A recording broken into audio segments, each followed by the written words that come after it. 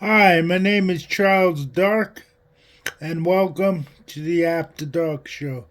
Today I will be sharing with you some stories. I hope you enjoy.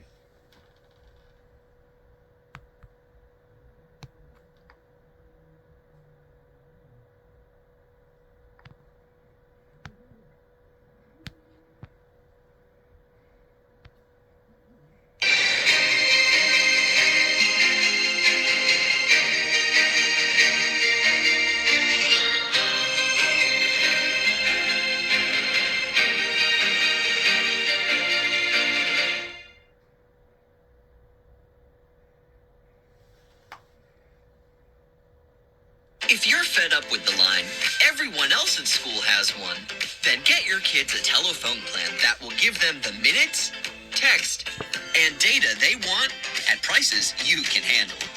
Plans start at $5 a month for a basic talk and text only line, or you can get 2 gigabytes for $14 a month and ramp up the data as you go along. No contract, no fees. Build the perfect cell phone plan for your kids without compromising their college fund at tello.com.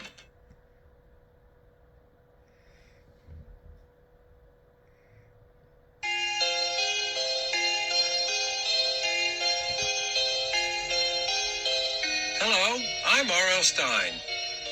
Our classic Goosebumps story is called One Day at Horrorland.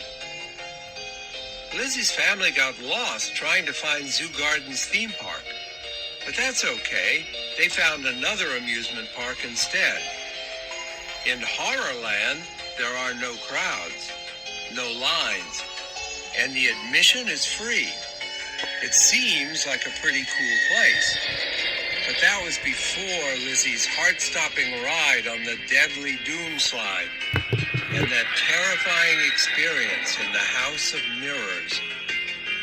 There's something weird about the rides in Horrorland. Something a little too creepy, a little too real. Listener beware, you're in for a scare.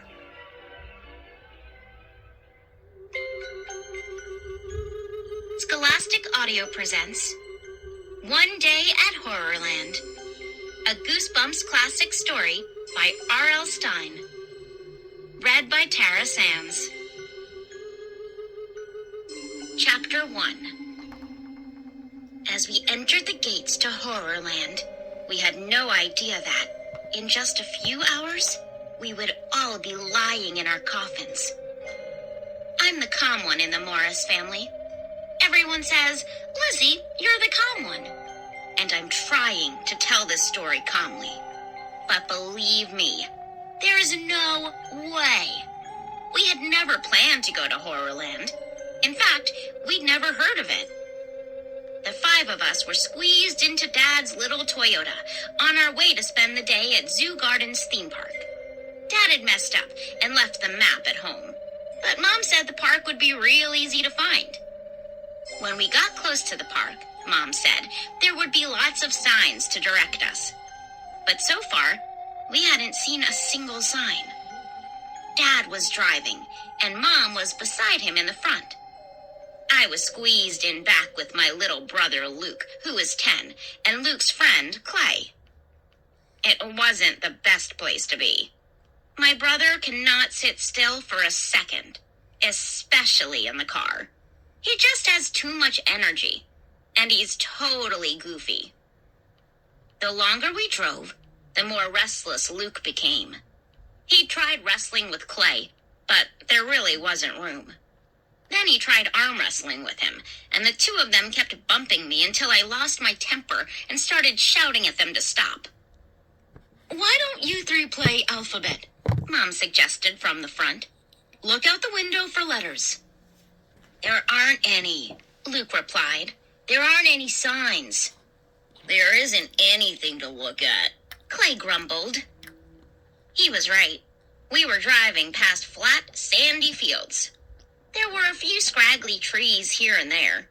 The rest was all desert. I'm going to take this turn off, Dad announced. He took off his Chicago Cubs cap and scratched his thinning blonde hair. Haven't I already taken this turn off? Dad is the only blonde in the family. Mom, Luke, and I all have straight black hair and blue eyes. In fact, Dad doesn't look as if he belongs in the same family. The three of us are tall and thin, with very fair skin. And Dad is short and kind of chubby, with a round face that's almost always pink. I tease him all the time because I think he looks a lot more like a wrestler than a bank manager, which he is. I'm pretty sure we've already been here, Dad said unhappily. It's hard to tell. It's all desert. Mom replied, gazing out her window. Very helpful, Dad muttered. How can I be helpful? Mom shot back. You're the one who left the map on the kitchen table. I thought you packed it, Dad grumbled. Why should it be my job to pack the map? Mom cried. Break it up, you two, I interrupted. Once they start fighting, they never stop. It's always best to interrupt them quickly before they really get into it. I'm the Mad Pincher, Luke cried. He let out a gruesome horror movie laugh and started pinching Clay's ribs and arms. I hate Luke's Mad Pincher routine more than anything. I was so glad that Clay was sitting in the middle next to Luke and not me. Usually, the only way to stop Luke's pinching is to slug him. Clay started squirming and laughing. He thinks everything Luke does is a riot. He laughs at all of my brother's stupid jokes and stunts. I think that's why Luke likes Clay so much. The two of them began pinching each other. Then Luke shoved Clay into me. Give me a break, I cried. I shoved Clay back. I know I shouldn't have, but it was getting hot in the car, and we'd been driving for hours, and what was I supposed to do? Lizzie, boys, chill out back there, Dad cried. Dad, nobody says chill out anymore, I told him calmly and quietly. For some reason, that made him go berserk. He started yelling, and his face got bright red. I knew he wasn't mad at me. He was mad because he couldn't find Zoo Gardens theme park. Everybody just take a deep breath and be silent, Mom suggested. Ow, stop pinching me, Clay screamed. He gave Luke a hard shove. You stop pinching me, my brother shrieked, shoving him back. Boys can really be animals. Hey, look, a sign up ahead. Mom pointed as a large green sign came into view. Luke and Clay stopped fighting. Dad leaned forward over the steering wheel, squinting through the windshield. Does it say where the park is? Luke demanded. Does it say where we are? Clay asked. The words on the sign came into view as we drove past it. It read, Sign for rent. We all let out disappointed groans. The Mad Pincher returns, Luke cried. He gave Clay a hard pinch in the arm. Luke never knows when to quit. This road isn't going anywhere, Dad said, scowling. I'll have to turn around and get back on the highway, if I can find it. I think you should ask someone for directions, Mom suggested. Ask someone? Ask someone? Dad exploded. Do you see anyone I can ask? His face was bright red again. He drove with one hand so he could use the other to shake a fist. I meant if you see a gas station, Mom murmured. A gas station? Dad screamed. I don't even see a tree. Dad was right. I stared out the window and saw nothing but white sand on both sides of the road. The sun beamed down on it, making it gleam. The sand was so bright it nearly looked like snow. I meant to go north, Dad muttered. The desert is south. We must have gone south. You'd better turn around, Mom urged. Are we lost? Clay asked. I could hear some fear in his voice. Clay isn't the bravest kid in the world. In fact, he is pretty easy to scare. Once I crept up behind him in our backyard at night and whispered his name, and he almost jumped right out of his shoes. Dad, are we lost? Luke repeated the question. Yeah, we're lost, Dad replied quietly. hopelessly lost. Clay let out a soft cry and slumped in the seat. He looked a little like a balloon deflating. Don't tell him that, Mom cried sharply. What should I tell him? Dad snapped back. We're nowhere near Zoo Gardens. We're nowhere near civilization. We're in the desert, going nowhere. Just turn around. I'm sure we'll find someone we can ask, Mom said softly. And stop being so dramatic. We're all going to die in the desert, Luke said with a gruesome grin on his face. And buzzards will peck out our eyeballs and eat our flesh. My brother has a great sense of humor, doesn't he? You can't imagine what it's like having to live with a total ghoul. Luke, stop scaring Clay, Mom said, turning in her seat to glare at Luke. I'm not scared, Clay insisted. Buddy looked scared. His round face was kind of pale, and his eyes were blinking a lot behind his glasses. With his short, feathery blonde hair and round eyeglasses, Clay looked a lot like a frightened owl. Muttering to himself, Dad slowed the car to a stop. Then he turned it around, and we headed back in the direction we had come. Great vacation, he said through clenched teeth. It's still early, Mom told him, checking her watch. The late morning sun was nearly straight overhead. I could feel its warmth on my face through the open sunroof. We drove for nearly half an hour. Luke wanted to play 20 questions or geography with Clay, but Clay moodily said no. He just stared out the window, watching the desert roll by. Every few minutes he'd ask, "Are we still lost?" Pretty lost, my dad would reply unhappily. We're okay, Mom kept reassuring us. As we drove, the scraggly trees reappeared. Then, after a while, the sand gave way to darker fields, dotted with trees and low shrubs. I sat silently, my hands clasped in my lap, staring out the window.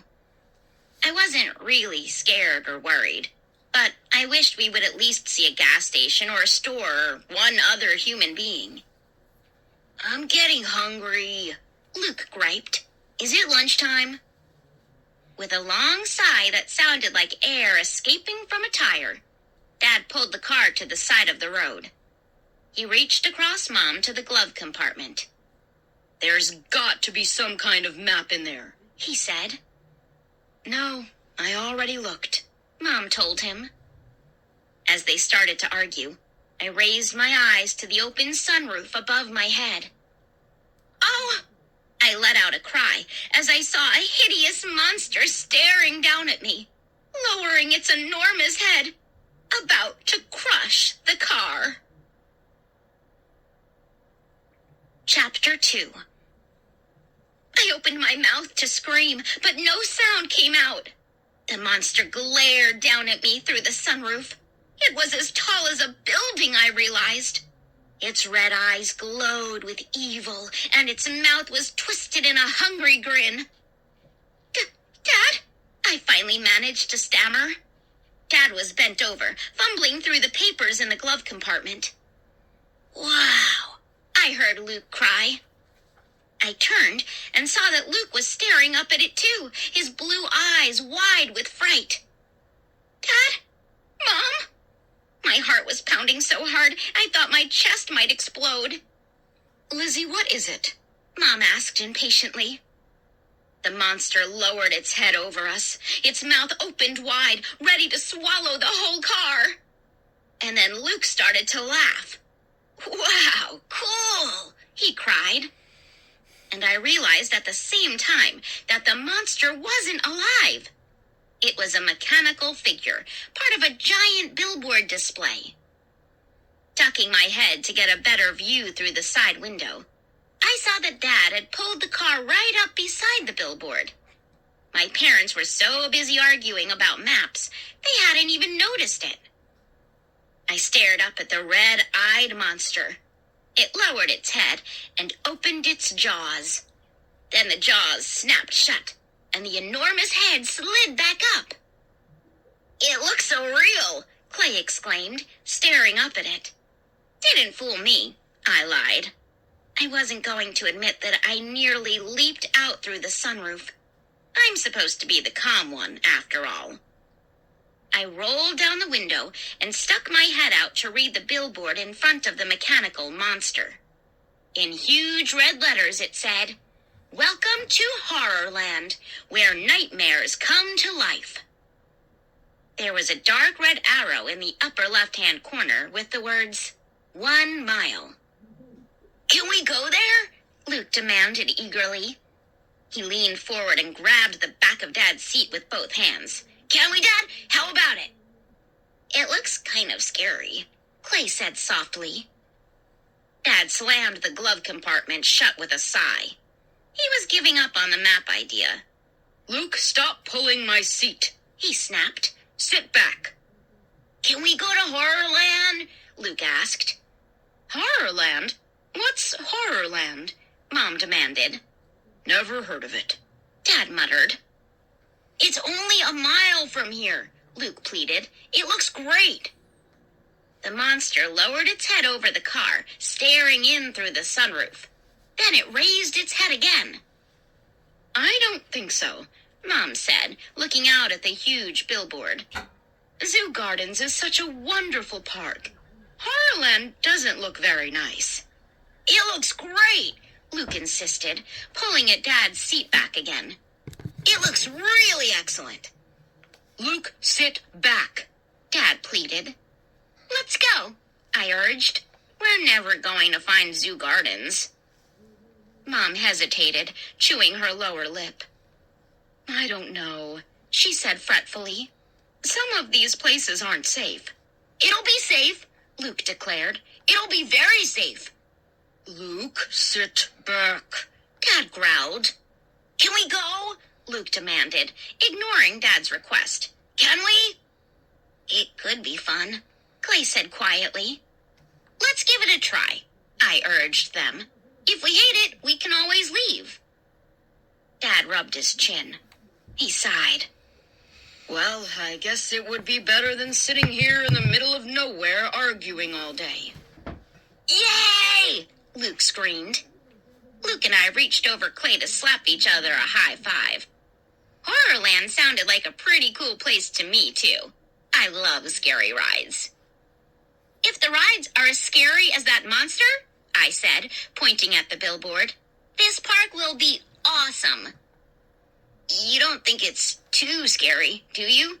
Clay asked. I saw that he had his hands clasped tightly in his lap, and he had that frightened owl look on his face again. "No, it won't be too scary," I told him. Oh, wow. Was I wrong? I can't believe someone would build a big theme park out in the wilderness, Dad declared. We were driving through what seemed like an endless forest. Tall, old trees leaned over the two-lane road, nearly blocking out the late morning sun. Maybe they haven't built the park yet, Mom suggested. Maybe they're going to clear out these trees and build the park here. All three of us in the back seat were hoping Mom was wrong. And she was. The road curved sharply, and as we came out of the curve, we saw the tall gates to the park straight up ahead. Behind a tall purple fence, Horrorland seemed to stretch for miles. Leaning forward in my seat, I could see the tops of rides and strange, colorful buildings. As we drove across the enormous parking lot, eerie chords of organ music invaded the car. "Yay! This looks great!" Luke exclaimed. Clay and I enthusiastically agreed. I couldn't wait to get out of the car and see everything. The parking lot is nearly empty, Dad said, glancing uneasily at Mom. "That means we won't have to wait in long lines," I quickly exclaimed. I think Lizzie is excited about this place, Mom commented, smiling. "Me too," Luke cried.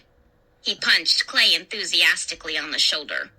Luke always has to be punching or pinching somebody. We crossed the wide parking lot. I saw a few cars parked near the front gate. At the far side of the lot stood a row of purple and green buses with the word Horrorland across the side. As we rode closer, I got a good look at the front gate. The same monster we had seen behind the billboard rose up behind a big purple and green sign over the gate. The sign read, "The Horrorland Horrors welcome you to Horrorland."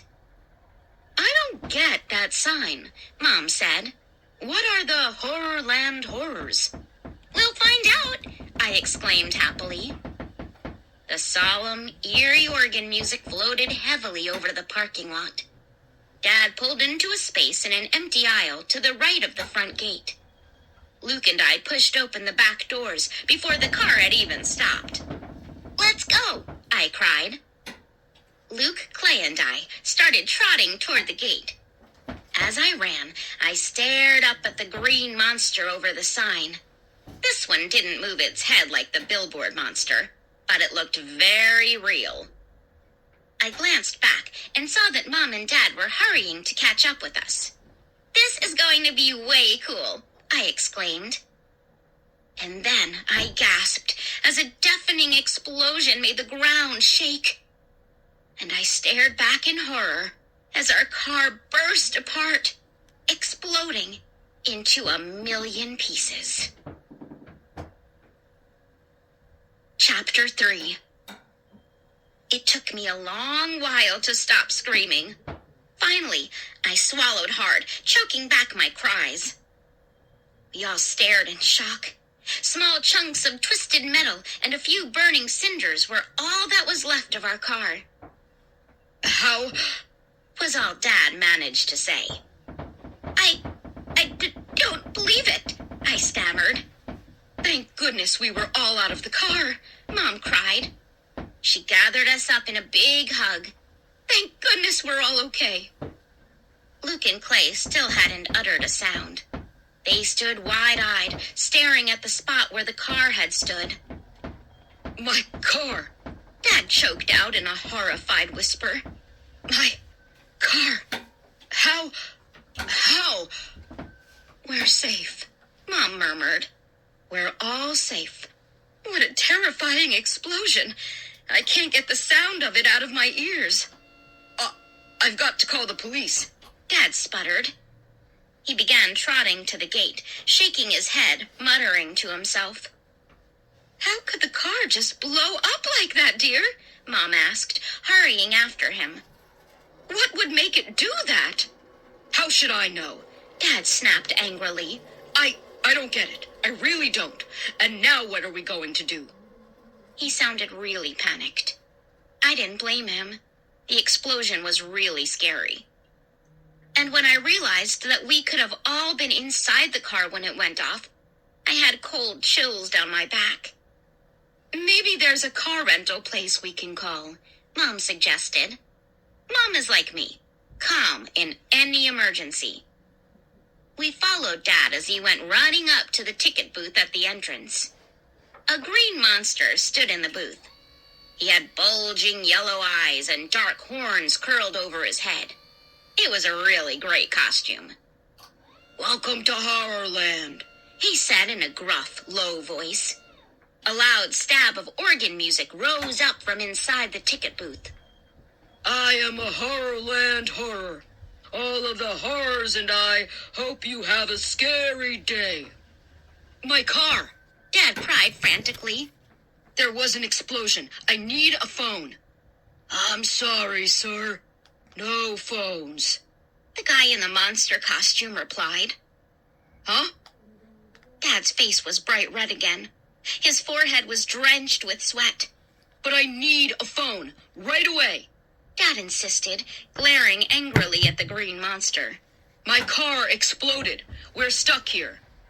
"We'll take care of you," the horror replied, lowering his gruff voice nearly to a whisper. "You what?" Dad cried. We need a car. I need to get to a phone. Don't you understand? No phones, the monster repeated. But please, sir, allow us to take care of you. I promise we will take care of everything. Don't let this spoil your visit to Horrorland. Spoil my visit? Dad shrieked, his face growing even redder. But my car! Another loud stab of organ music made me jump. The creepy music made me feel as if I were actually in a horror movie.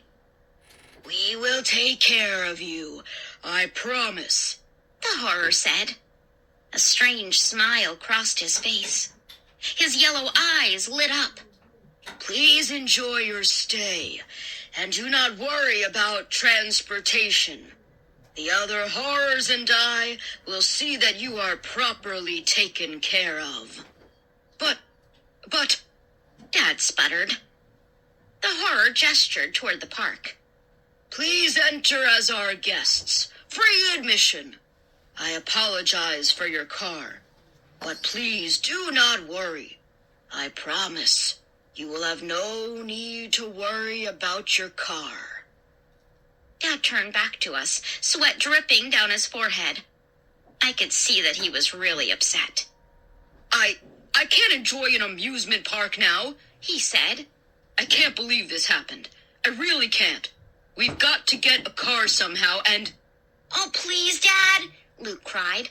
Please, can't we go inside? He said he'll take care of it for us. Just for a little while? I joined my brother in pleading. We've had such a long drive, Mom told Dad. Let's go in for a short while. Let them blow off some steam. Dad thought about it, frowning hard.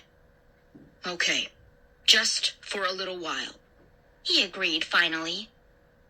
The organ music grew louder as we stepped through the gate. Wow, look at this place, I cried. It really is like being in a horror movie.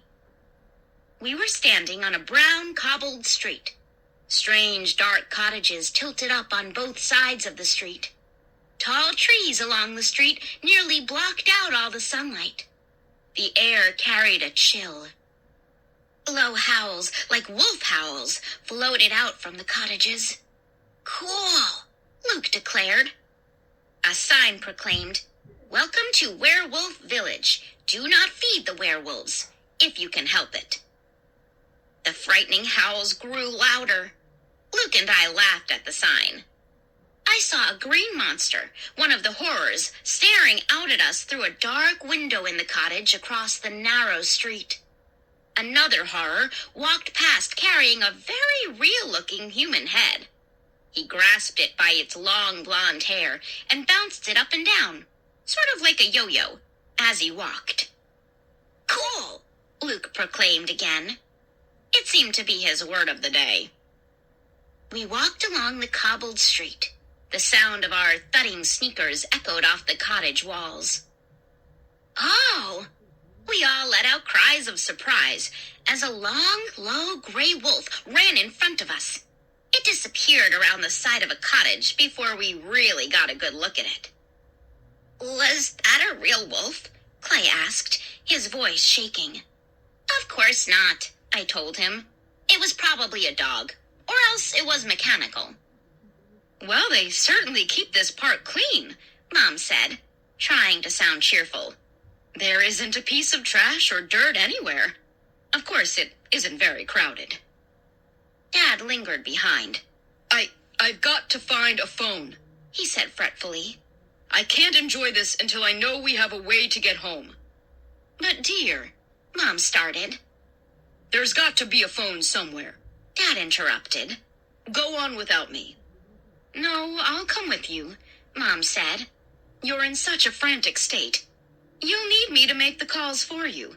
The kids will have a better time without us hanging around anyway. Leave them?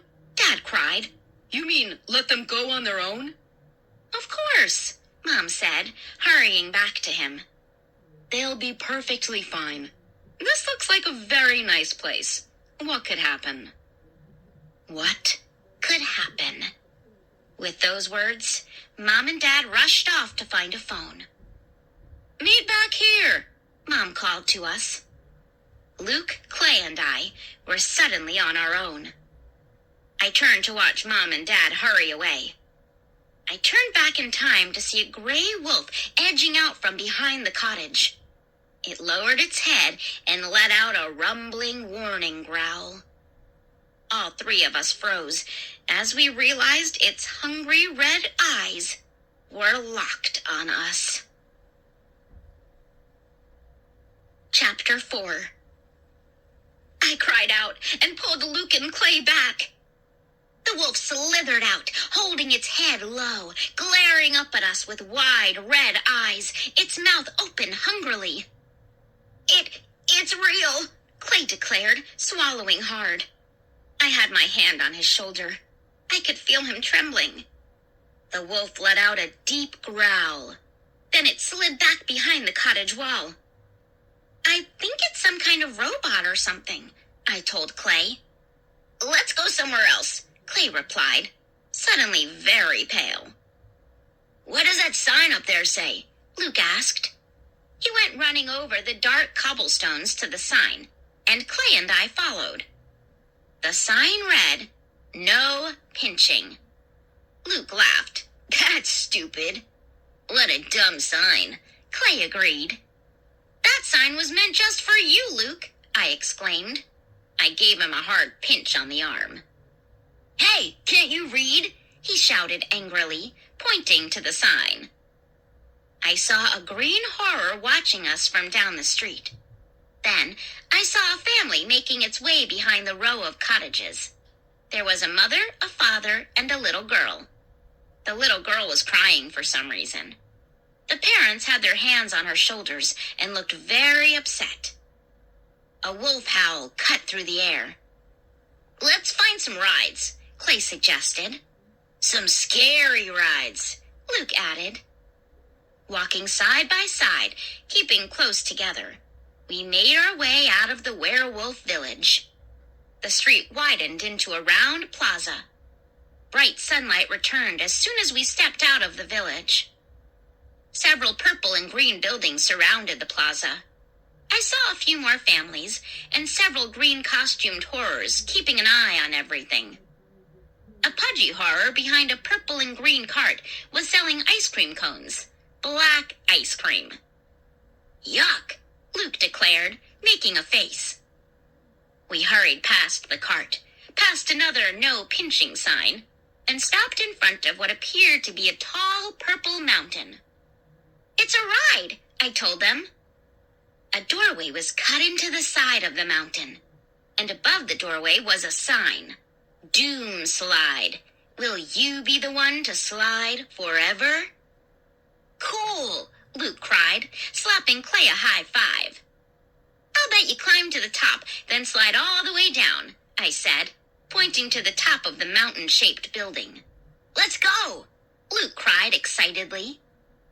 We ran to the building, then through the open doorway in its side. It was dark and cold inside. A wide ramp curved up toward the top. I could hear kids squealing and laughing, but I couldn't see them. The three of us half walked, half ran up the ramp, eager to get to the top. About halfway up, we stopped to read another sign. Warning, you may be the one to slide to your doom. Now I could hear kids screaming as they slid down, but it was too dark to see anything. Are you scared, Clay? I asked, noticing his tight expression. No way, he insisted, embarrassed by my question. I've seen these things before. They're like really huge sliding boards. You just sit on them and slide down. Hurry, Luke shouted, running ahead of us. Hey, wait up, I called. I followed them to the top of the ramp. We found ourselves on a wide platform. A row of long, curving sliding boards stretched to the end of the platform. The sliding boards were numbered from 1 to 10. In the dim light, I saw two horrors watching us approach. They stood in front of the sliding boards. Their bulging yellow eyes lit up as we hurried over to them. Do you slide all the way down? Luke asked one of them. The horror nodded. Do you go really fast? Clay asked, lingering a few feet behind us. The horror nodded again. It's a long way down, he rumbled. Be careful which slide you pick, the other horror warned. Don't pick the doom slide. He gestured to the number painted in black in front of each slide. Yes, don't pick the doom slide, his partner repeated. You'll slide down forever and ever. I laughed. He was just trying to scare us. Wasn't he? Chapter 5. I chose slide number 3 because 3 is my lucky number. Luke sat down on top of the slide next to mine, slide number 2, and Clay scrambled over to the far end and dropped down onto slide number 10. I glanced back to see what the horrors were doing, but before I could focus on them, I felt the bottom tilt underneath me. I let out a long, high-pitched shriek as I began to slide. I raised my arms over my head, leaned back, and screamed all the way down. My cries echoed in the enormous dark canyon of the Doom Slide building. It felt great. The slide curved, and I swirled down in the darkness, faster and faster. In the shadowy light, I could see Luke in the slide next to mine. He was lying on his back, staring straight up with his mouth wide open. I tried to call out to him, but the slide curved away, and I curved with it. Down, down.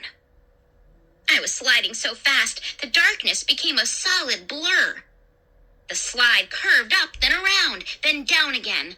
I'm a human roller coaster, I thought happily. Down, down, darker and darker. I'm sliding faster than the speed of light, I thought. I glanced from one side to the other, trying to see Luke and Clay. But it was too dark, and I was moving too fast. Too fast. And then, bump. A chute opened up. I hit the ground hard, landing on the seat of my jeans. Outside. I was back outside. Bump! Luke bounced out beside me. He hit the ground, still lying on his back, and made no attempt to get up. He grinned up at me. Where am I? Back on the ground, I told him, climbing to my feet. I brushed off the back of my jeans, then reached behind my head to straighten my braid. Great ride, huh? Let's go again, Luke said, still lying there. We can't go again if you don't get up, I said. Help me. He reached up a hand. I groaned as I tugged him to a sitting position. Get up yourself, I said impatiently. You were screaming in there, he told me. I did it on purpose, I said. I wanted to scream. Yeah, sure. He rolled his eyes. Then he pulled himself to his feet. Wow, I'm a little dizzy. How fast do you think we were going? I shrugged. Pretty fast, I think. It's so dark in there, it's hard to know how fast you're going. And then I realized we were missing a member of our sliding party. I stared at the closed chutes on the wall of the building. Hey, where's Clay? Huh? Luke had forgotten about him, too. We both stared at the side of the building, waiting for Clay to pop out. Where is he? Luke demanded shrilly. He couldn't be that much slower than us. Could he? I shook my head. I was starting to feel really nervous. I had a heavy feeling in the pit of my stomach, and my hands were suddenly cold and clammy. Come on, Clay, I pleaded, staring at the wall. Come on out. Luke scratched his black hair. Where'd he go? He asked. Why didn't Clay come out? Maybe he came out the front, I said. Maybe slide number 10 dumps you out in front. Let's check it out. As we ran around the building toward the front, I scolded myself for getting scared so easily. Of course Clay came out in a different chute. He was probably waiting for us in front of the building. He was probably worried about us. As we rounded the purple building, the wide, circular plaza came into view. I searched for Mom and Dad, but they weren't there. I saw a couple of other families on the other side of the circle, and the pudgy green horror leaning on his ice cream cart. No sign of Clay. Luke and I kept running, up to the front entrance of the doom slide. We stopped a few feet from the dark opening. "He isn't here," Luke cried, struggling to catch his breath. I was breathing hard too, and the heavy feeling of dread in my stomach grew even heavier. No, Clay," I muttered. "What are we going to do?" Luke asked. His blue eyes were wide with fear. I saw a green horror woman standing just inside the entrance. "Hey," I called as I ran over to her. "Did you see a kid come out of there?" I asked breathlessly. The yellow eyes on the horror's mask bulged and appeared to light up. "No, this is the entrance. No one comes out here," she replied. "He's blonde and sort of chubby. He wears glasses," I told her. "He's wearing a blue t-shirt and denim shorts." The horror shook her head. No one comes out this way. Did you check the back? Everyone comes out the back." "He didn't," Luke said shrilly. "We were there. He didn't come out." My brother's voice was high and squeaky. He was breathing so hard his chest was heaving up and down. He was in a panic. I was frightened too, but I knew I had to stay calm, for Luke's sake. "He didn't come out the back," I told the horror, "and he didn't come out the front. So what happened to him?" The horror was silent for a long moment. Then she said in a low voice, just above a whisper, "Maybe your friend chose the doom slide." Chapter 6. I stared at the woman in the horror costume. You're joking, right?" I stammered. "I mean, the doom slide. That's just a joke." She stared back with her bulging yellow eyes and didn't reply. "The signs give a warning," she said. "There's always a warning." She turned and disappeared into the dark entrance. Luke and I goggled at each other. I swallowed hard. My throat suddenly felt very dry. My hands were cold as ice now. "This is stupid," Luke muttered. He jammed his hands into his jeans pockets. "It's just a dumb slide. Why is she trying to scare us?" "I guess that's her job," I told him. "We've got to find Mom and Dad," Luke muttered. "We've got to find Clay first," I told him. "If Mom and Dad find out we lost Clay, they'll get angry and make us go home as soon as we find him." "If we find him," Luke said glumly. I glanced back across the plaza. No Mom and Dad. 2 teenagers were buying black ice cream cones from the horror at the cart. 2 horrors were sweeping the plaza with push brooms, working side by side. Far in the distance, I could hear the howl of a wolf from the werewolf village. The sun was high in the sky now. I could feel it beaming down on top of my head and on my shoulders, but I still felt cold all over. "Clay, where are you?" I asked, thinking out loud. "He's sliding forever," Luke said, shaking his head. "Sliding forever and ever on the doom slide." "That's dumb," I replied. But Luke had given me an idea. "Come on," I said, tugging the sleeve on his t-shirt. I started pulling him to the dark entrance. "Huh? Where?" Luke pulled back. "We'll go on the slides again," I told him. His mouth dropped open in protest. "Without Clay? We can't go on it again without Clay." "We're going to find Clay," I said, grabbing his arm this time and pulling him to the dark open doorway. "You mean—" My brother was starting to catch on. I nodded. "Yes, we'll follow him. We'll take the same slide he took." Slide number 10, Luke murmured. And then he added in a solemn whisper, the doom slide. We'll take it, and it will lead us right to him, I said. We climbed the ramp in silence. The rapid thud of our sneakers echoed in the vast, hollow mountain. We ran past the sign about halfway up to the top. I read it again as I passed it by. Warning, you may be the one to slide to your doom. Clay, are you still sliding? I wondered. I shook my head hard, shaking away the thought. Of course he wasn't still sliding. What a stupid idea. The two horrors were still standing at the top of the slides. Be careful which slide you pick, one of them warned. We know which one we want, I said breathlessly. Slide number 10, both of us, together. The horror nearest the slide motioned for us to sit down. I glanced at Luke, who stood right behind me, his features tight with fear. He tugged me back a few steps. Maybe we shouldn't, he whispered. Why not? I demanded impatiently. What if the warning is true? Luke demanded. Don't be dumb, I scolded him. This is an amusement park, remember? They don't kill kids or send them sliding to their doom. It's all for fun. Luke swallowed hard. You sure? Of course I'm sure, I replied. Now, do you want to find Clay or not? Luke nodded. Then let's go, I ordered. I sat down at the top of slide number 10. Luke plopped down right behind me, stretching his legs outside of mine.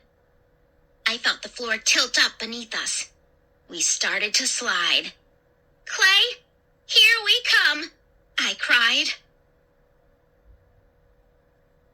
Chapter 7. I didn't scream this time. I clasped my hands in my lap and gritted my teeth.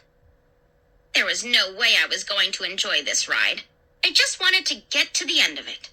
I wanted to solve the mystery and find Clay. As we slid down together, Luke grabbed onto me, his hands gripping my waist.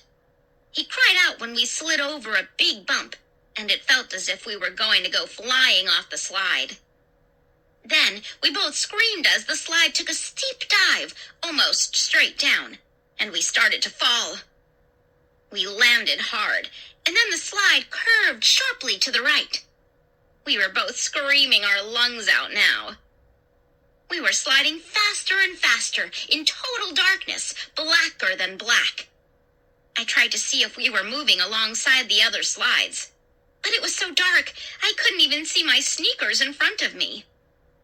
Luke squeezed my waist so hard I could hardly breathe. I tried to tell him to loosen his grip, but he was screaming too loud to hear. Down, down, darker and darker. We hit another bump that sent us bouncing up into the air. Then the slide dipped and curved sharply to the left. We should be at the bottom by now, I realized. We'd been sliding a very long time. I gritted my teeth harder and tried to brace myself to go flying out the chute and bumping onto the ground. But no chute opened. The ride didn't end. We began to slide faster. I gasped in mouthfuls of the hot, damp air, struggling to catch my breath. The slide dipped and curved, sending us down into the thick, heavy blackness. We're going to slide forever. The warning sign didn't lie. I struggled to force those frightening thoughts from my mind. Luke suddenly got very quiet.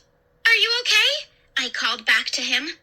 I don't know, he replied, holding on even tighter. Why are we sliding so long? You're hurting me, I cried. He loosened his hold a little. I don't like this, he shouted in my ear. We hit another bump. His hands flew off me. Another bump, even harder.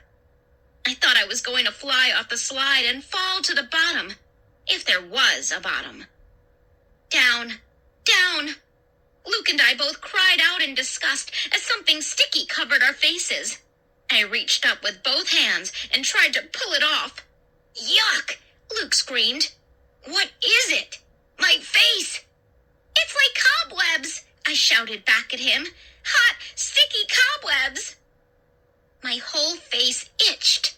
The sticky threads covered my face like a net. I pulled frantically at them. Oh!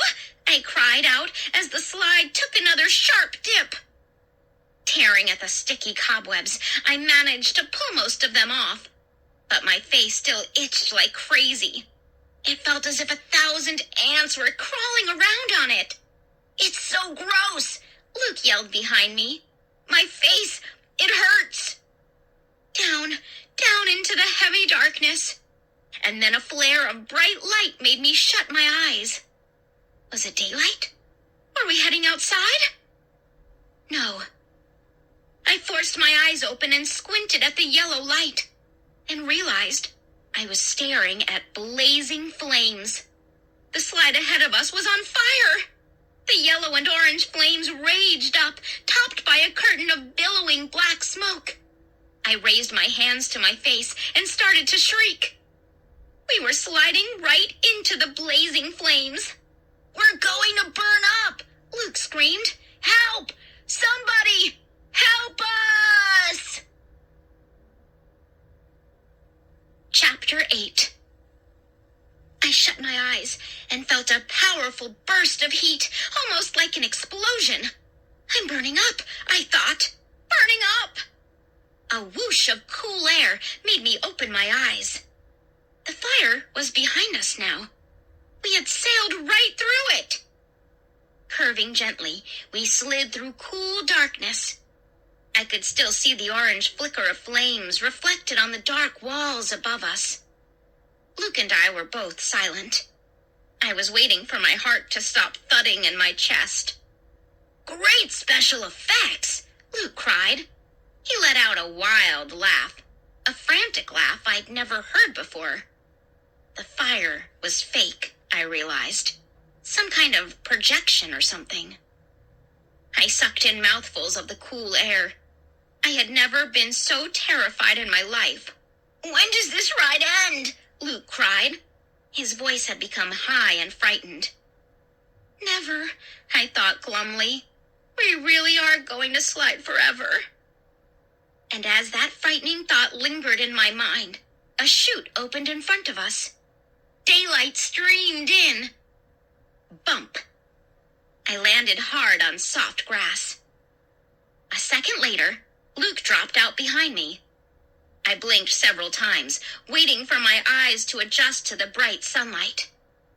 Then I climbed slowly to my feet, my heart still pounding. A yellow and green sign on a wooden pole stood directly in front of us. It read, "Welcome to Doom. Population 0 humans." Standing next to the sign was Clay. He came rushing over to greet us, a happy smile on his round, pink face. "Hey, guys, hey!" he called. "Where have you been?" He slapped Luke a high five. Then Luke gave him a playful punch in the stomach. "Where have we been?" I asked. "Where have you been?" "Right here," Clay replied. "I didn't know where I was. I think this is the other side of the park or something, so I just waited for you." "We went back on the Doom slide," Luke explained. "We took your slide, number 10. What a ride! It was so cool!" A few seconds ago, Luke had been shrieking in real terror.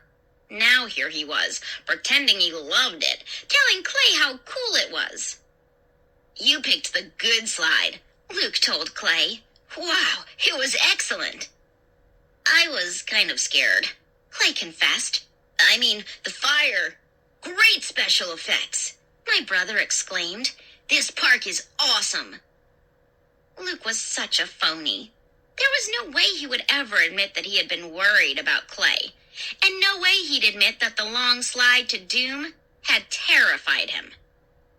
But I was glad to see his old enthusiasm return. I really didn't like seeing my brother frightened and in a panic. "It was kind of a long slide," Clay said, frowning. His feathery blonde hair glowed in the bright sunlight. "A little too long, I think." I'd like to go on it again, Luke boasted. I turned and gazed around. We were definitely in another section of Horrorland. Nothing looked familiar. Across the wide walkway, I saw several kids in bathing suits heading down a sandy path. A sign over the path read, Horror Rapids. To our right, a square-shaped building made of glass reflected the bright sunlight. The glass walls shimmered brightly as if on fire. Squinting into the light, I could just barely make out the sign in front of it. House of Mirrors. Let's try the House of Mirrors, Luke urged, pulling Clay by the arm. Whoa, wait a minute, I cried. Don't you think we should try to find Mom and Dad? They're way over on the other side of the park, Luke replied, tugging Clay along with him across the pavement. Let's have some fun and then find them. They're probably looking for us, I said fretfully. The park isn't very crowded. They'll find us, Luke replied. Come on, Lizzie, it looks like fun. I hesitated, thinking about Mom and Dad. I stared into the white glare of the glass building. Suddenly, I felt someone tap my shoulder. Startled, I cried out and spun around. It was a green-costumed horror. His bulging eyes stared into mine as he leaned close to me. Get away while you can, he whispered. He turned his eyes quickly from side to side, as if making sure no one was watching him. Please, I'm serious. Get away while you can. Chapter 9. I was so stunned, I didn't say anything. I watched him run off, moving awkwardly in the bulky horror costume, his purple tail dragging over the pavement behind him. What did he want? Clay called. He and Luke were nearly up to the House of Mirrors entrance. He said we should get out while we can, I stammered, running over to them. I lost them for a moment in the blinding sunlight reflected off the glass building. Luke laughed. These horror guys are great, he declared. They really try to scare you in this place. Behind his glasses, Clay's eyes narrowed thoughtfully. He was kidding, right? He asked quietly. I mean, it was just a joke, wasn't it? I don't know, I told him.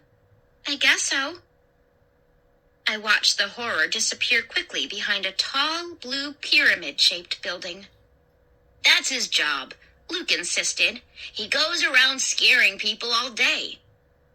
Maybe he was really warning us, Clay murmured, staring at me. No way, Luke declared. He gave Clay a hard slap on the back.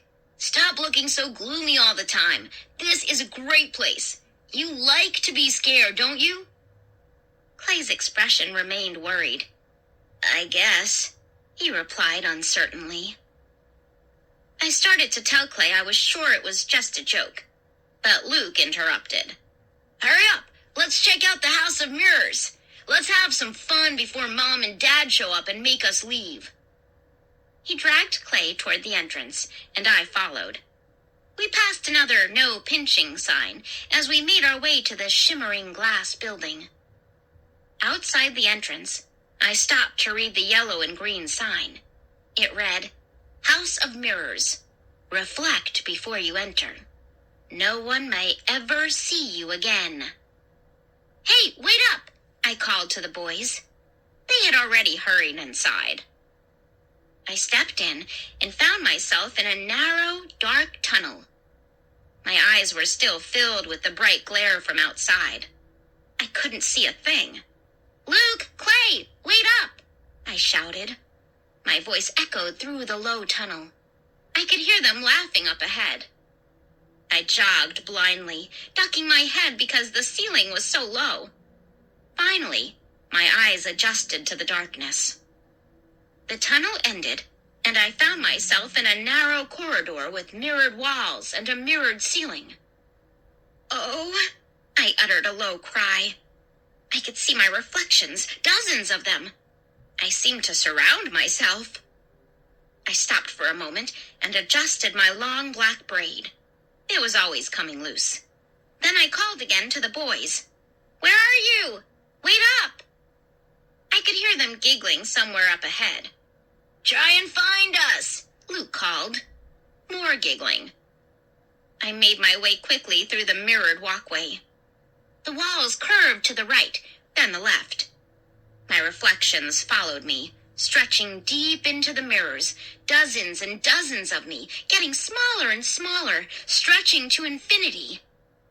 "Hey, don't get too far ahead," I cried. I heard them giggling. Then I heard a rumble of footsteps that seemed to come from the other side of the mirrored wall. I followed the corridor, walking slowly, carefully, until I saw a narrow opening up ahead. "Wait right there! I'm coming through!" I called. I started through the opening and, bonk, hit my forehead on solid glass. "Ow!" I cried out as the pain jolted across my forehead, then down the back of my neck, all the way down my spine. I raised my hands to the glass and waited for my dizziness to fade away.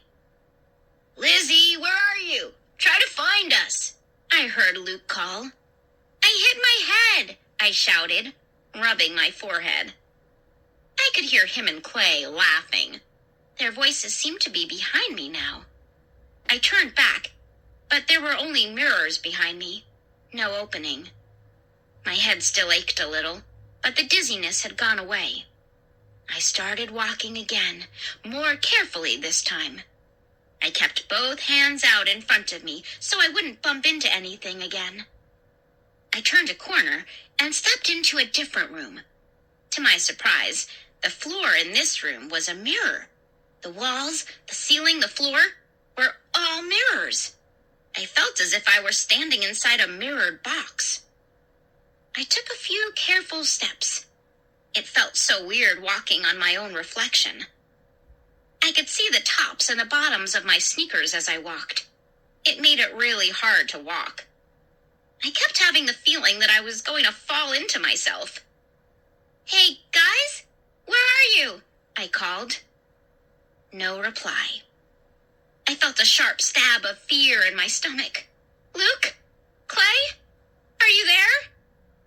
I saw the mouths of my reflections move as I called out, dozens of mouths. But only one voice came out. My voice, tiny and shrill. "Luke? Clay?" Silence. "Don't fool around, guys," I shouted. "Where are you?" Silence. No reply.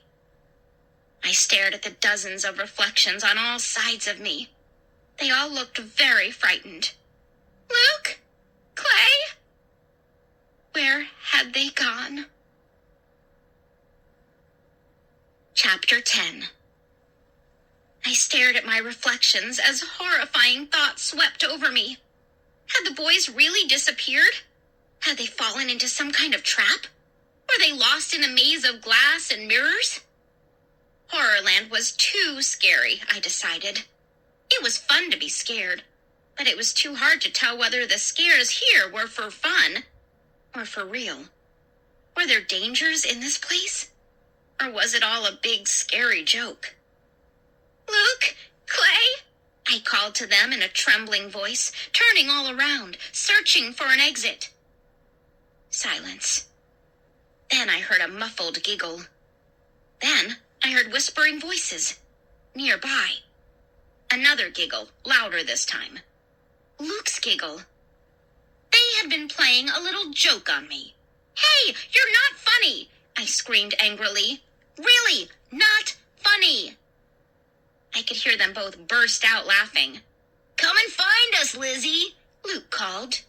"What's taking you so long?" Clay added. More giggling.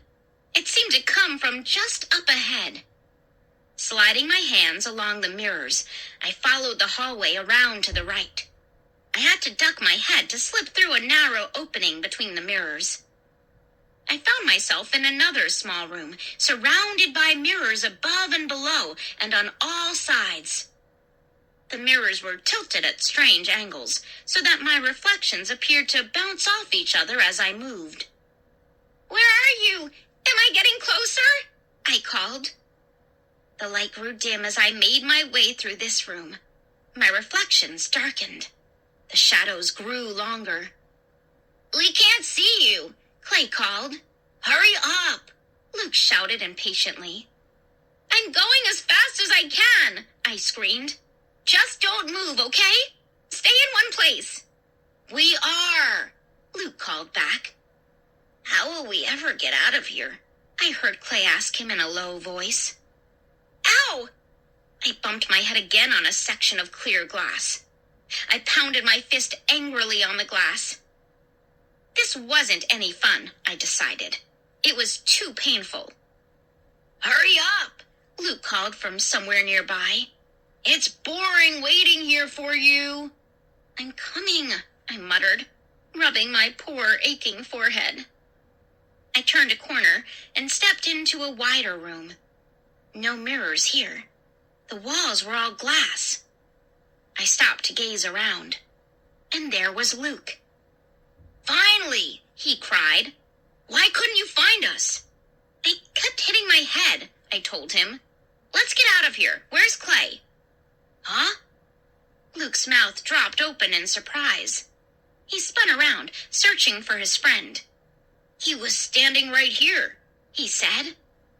"Luke, I'm in no mood for any more dumb jokes," I said sharply. "Clay, where are you hiding?" "I'm not hiding. I'm over here," Clay called. I took a few steps closer to my brother, and Clay came into view. He was standing in deep shadows behind a glass wall, his hands pressed against the pane. "How'd you get over there?" Luke asked Clay. Clay shrugged. "I can't find a way out." I moved toward my brother, then stopped. I suddenly realized that he was behind a wall of glass. Luke and I were in different rooms. "Hey, where's the opening?" I asked him. Luke glanced around. "What do you mean, Lizzie?" "You and I, we're not in the same room," I replied. I walked up to the glass wall and tapped on it with my fist. "Huh?" Luke's face filled with surprise. He made his way over to me. Then he tapped on his side of the glass, as if making sure it really did exist. "How'd that get there?" he murmured. Clay started moving around his room, sliding his hands along the panes of glass, searching for the opening. "Stand right there," I told Luke. "I'll find a way into your room." I followed Clay's example. I moved slowly around the room, keeping a hand pressed against the glass. The light was dim. My shadow fell over the glass as I walked. I could see my face reflected darkly in the glass. My eyes stared back at me, dark and desperate. Before I realized it, I had made a complete circle. I was back where I had started, and there was no opening, no doorway, no way out. "Hey, I'm trapped in here," Clay called shrilly. "So am I told him. "There's got to be an opening," Luke said. "How did we get in?" "You're right," I replied fretfully. "We should be able to get out the way we came in." I began to search along the walls again, moving quickly. My heart began to pound. I had a fluttering feeling in my chest. There had to be a way out. There had to be. Luke pounded hard on the glass. In the other room, I could see Clay jogging frantically around his room, pushing on the walls as he moved. I went all the way around twice, then stopped. There was no way out. I'm trapped," I stammered. "It's like a box, a glass box." "We're all trapped," Clay cried. Luke was still pounding frantically on the glass with his fists. "Luke, stop!" I cried shrilly. "That isn't helping." He lowered his fists to his sides. "This is ridiculous," he muttered. "There's got to be a way out." "Maybe there's a trap door or something," I suggested. I began to search the mirrored floor. It was too dark to see well. The floor appeared solid to me. I returned to the glass wall. "This isn't much fun," I said glumly. Luke and Clay nodded. I could see they were both really frightened. So was I. But I decided I was 2 years older than them, so I had to try to be the brave one. I wasn't feeling very brave, though. Uttering a worried sigh, I leaned against the wall that separated Luke and me. And as I leaned, the wall started to move. I jumped back with a sharp cry. The wall was sliding toward me, closing in on me. I took another step back. Glancing around frantically, I saw that all the walls were sliding in. "Luke!" I cried. I turned to see him backing up too. "The walls!" Clay called. "Help me!"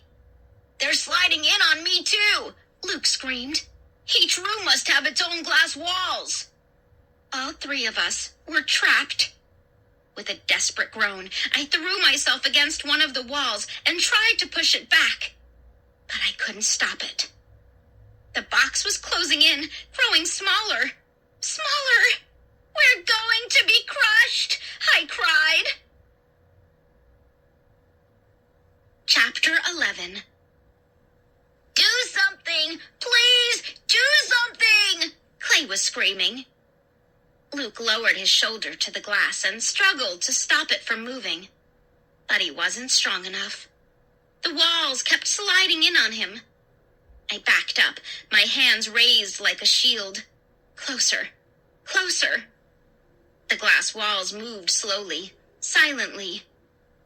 I backed up until my back hit the wall behind me. There was nowhere to go.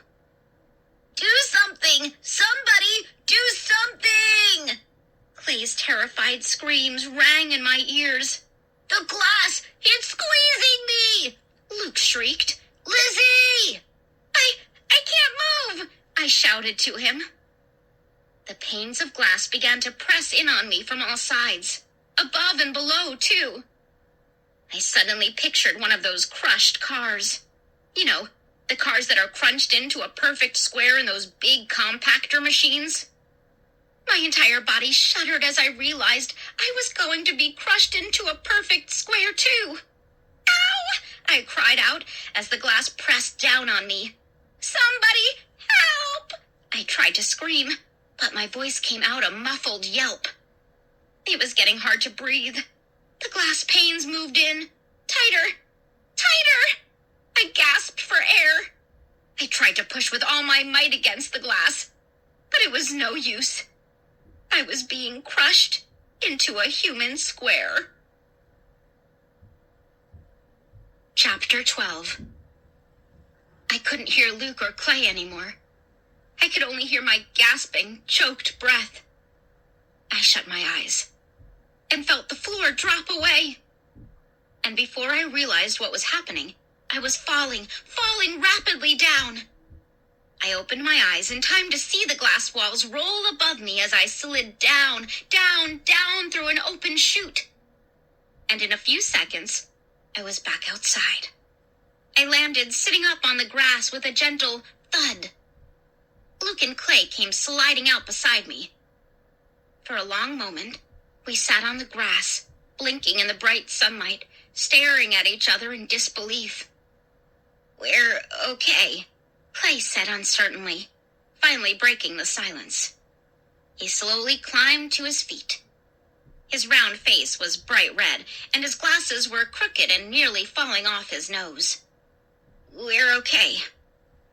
Luke let out a laugh, a gleeful laugh. He stood up and began jumping up and down for joy. I didn't exactly feel like jumping up and down. I was still picturing the crushed car. Luke reached down, grabbed both of my hands, and pulled me to my feet. "What should we do next?" he demanded, grinning. "Huh? Next?" I cried. "Are you for real?" "That was really scary," Clay said, his face still red. "I thought we were going to be scrunched flat." "It was awesome," Luke declared. Once again, He was forgetting that a few seconds before, he'd been screaming in total panic. It was way too scary, Clay murmured, shaking his head. Clay's right, I agreed. It was too scary to be fun. One more second and... Don't you see? That's the whole idea, Luke cried. That's how they scare you here. It's so awesome. They make you think that one more second and you're a goner. But it's all perfectly timed. They want you to be terrified. And then, poof, you're okay. I guess you're right, said Clay doubtfully. He pushed up his glasses, then rubbed his chin. We're not really going to get hurt or anything, Luke continued. This is an amusement park, remember? They want you to come back again and again, so they're not going to really hurt anybody. Maybe, Clay said. But Luke, what if they mess up? I asked him. What if the machines get goofed up? What if the timing gets off? Let's say the floor underneath us got stuck. Then what? Luke didn't reply. He stared back at me thoughtfully. What would have happened to us if the floor hadn't dropped away at the right moment? I demanded. Luke shrugged. They make sure everything works okay, he answered finally. I rolled my eyes. Yeah, sure. Is it possible to really be scared to death? Clay asked me, a solemn expression on his face. I mean, I know it happens in books and movies, but does it happen in real life? I don't know. Maybe, I replied. I'll bet people could get scared to death in that house of mirrors, Clay continued seriously. No way, Luke insisted. Listen to me. This is just a place for fun. Scary fun. He was watching something over my shoulder. I turned to see one of the guys in a green horror costume walking by, carrying a huge bouquet of black balloons. Luke hurried up beside the horror. Hey, has anyone ever died here in this park? Luke asked. The horror kept walking. The black balloons bobbed above his head. Only once, he told Luke. One person died here? Luke asked. The horror shook his big green head. No, not what I meant. What did you mean? Luke demanded. A person can only die once here, the horror said. No one has ever died twice. Chapter 13. Do you mean people have really died here? I shouted. But the horror walked quickly on, the black balloons bouncing against each other, floating darkly against the clear blue sky. The horror's answer made me shiver. It wasn't just his words. It was the cold tone of his voice, the way he made it sound like a warning. He was joking, right? Clay asked in a trembling voice. He scratched his blonde hair nervously. Yeah, I guess, I replied. A family walked past us, heading toward the house of mirrors. They had 2 little boys with them, both about 5 or 6, and both of them were crying. I've seen so many crying kids in this park, I commented. They're just wimps, Luke replied. Scaredy cats. Let's go find another ride or something. No, I really think we should find Mom and Dad, I told him. Yeah, let's go find them, Clay said eagerly. The poor kid. I think he was really scared, but he was trying his best not to let my brother see how frightened he was. Aw, what's the hurry? Luke protested. Let them find us. But they're probably really worried, I insisted. I started walking toward the front gate. Dad will only make us leave, Luke grumbled. But he followed anyway, and Clay gratefully came along, keeping close to my side. Following the trail, we passed by a rickety old wooden roller coaster. It rose up as high as a 4-story building, casting a wide, dark shadow over the walk. A sign in front read, "Out of order. Do you dare to ride it anyway?" The gate was open. There was no attendant. Hey, Lizzie, want to ride it? Luke asked, staring at the beat-up old cars parked at the bottom of the tracks. "No way!" Clay and I replied in unison. We kept on walking. The trail curved under thick trees, and we were suddenly in the shade. A sign read, "Beware of tree snakes." Clay covered his head with his hands. All three of us raised our eyes to the trees. Were there really snakes up there? It was too dark to see anything. The leaves were so thick, no sunlight filtered through. Suddenly, I heard a gentle hissing sound. At first, I thought it was just the rustle of the leaves. But then the hissing grew louder until all of the trees seemed to be hissing down at us.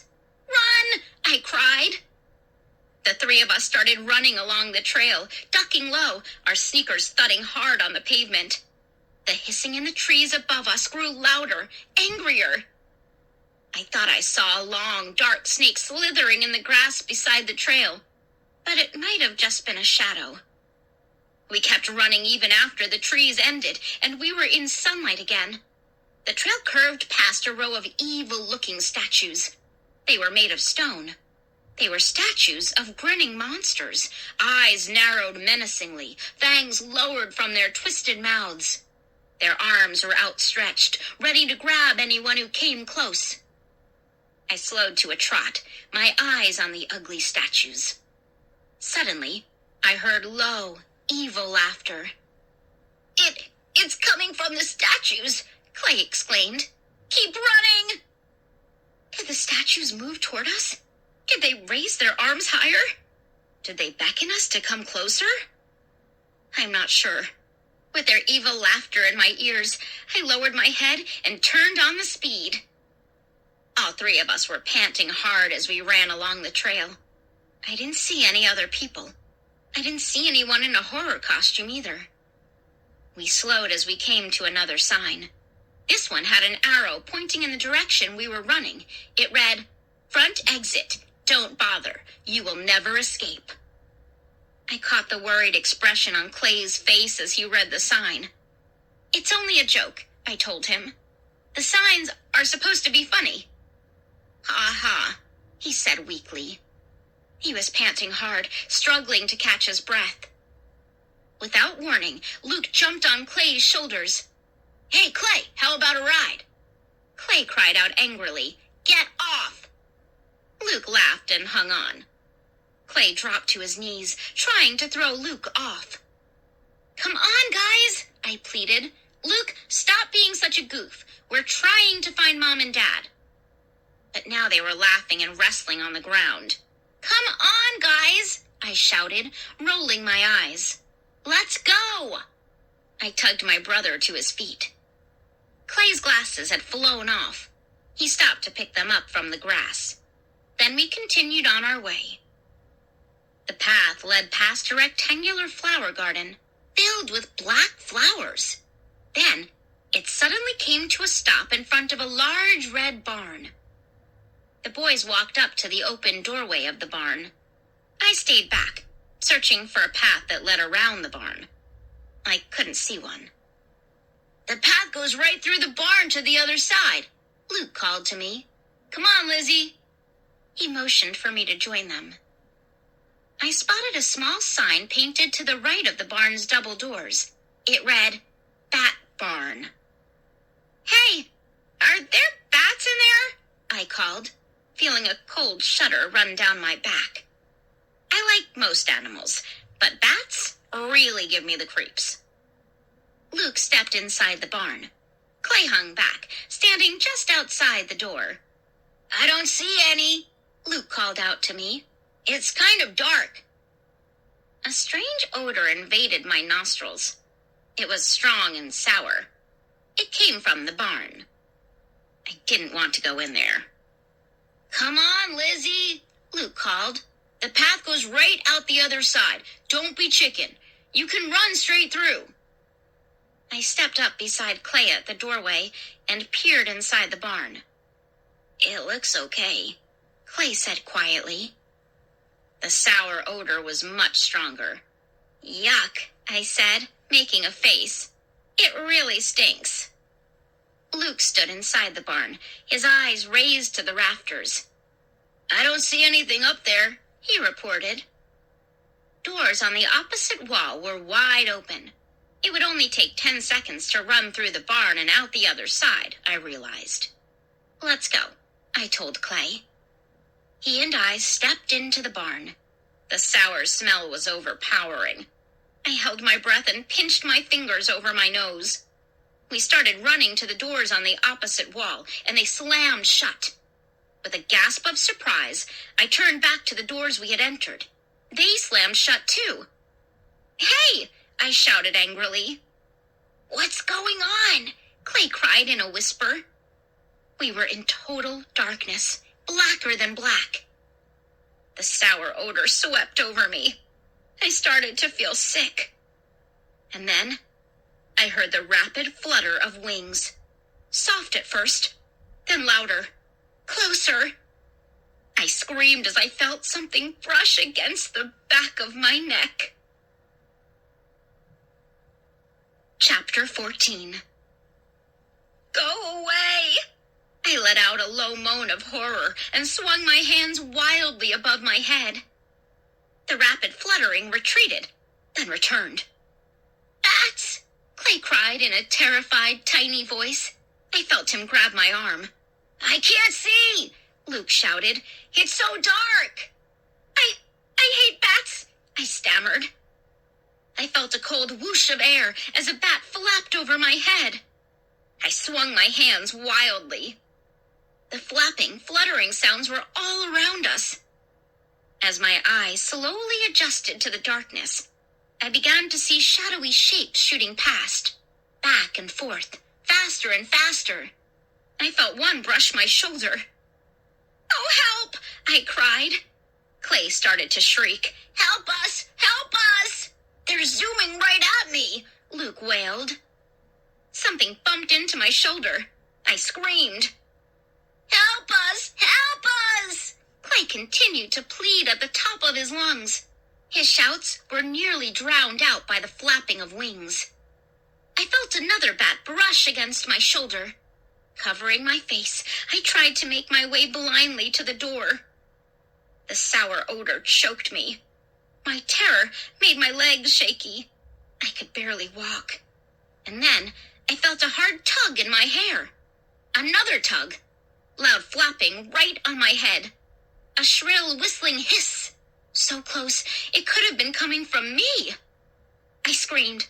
I screamed again. It's caught in my hair, I cried, falling to my knees. Another shrill hiss. Another tug of my hair. I swung my hands. I hit it. I felt a warm body, felt the brush of fluttering wings. I shoved it hard, shoved it from my hair. "Oh, help!" I cried. The flapping wings and shrill whistles surrounded me. I could hear Luke and Clay shouting, but they seemed far, far away. Another one brushed my cheek. Another one bumped my shoulder. The shadows darted back and forth. The barn was alive with flying, chittering bats. "Oh, help! Help us, please!" Another one brushed my face. I felt a rush of air, beating wings on the top of my head. "Help us! Help us!" But there was no one around to help. Chapter 15. I covered my eyes with one hand and thrashed out wildly with the other hand, trying to beat the bats away. Choking and sobbing, I could barely breathe. I heard Luke calling far, far away. He seemed to be behind a curtain of flapping, chittering bats. And then, suddenly, sunlight invaded the barn. On my knees, I lowered my hand from my eyes and saw that the barn door had slid open. Luke, standing at the door, his mouth open in shock, turned back to Clay and me. I touched the door and it opened, he explained. Clay's glasses were hanging off one ear. His blonde hair was totally messed up. His eyes darted around the barn. "Where are the bats?" he cried. I raised my eyes to the rafters. "Hey!" I cried out.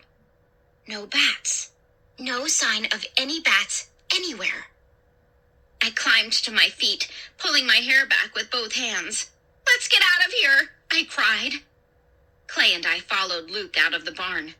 The warm sunshine felt so good. I was still itchy from the bats.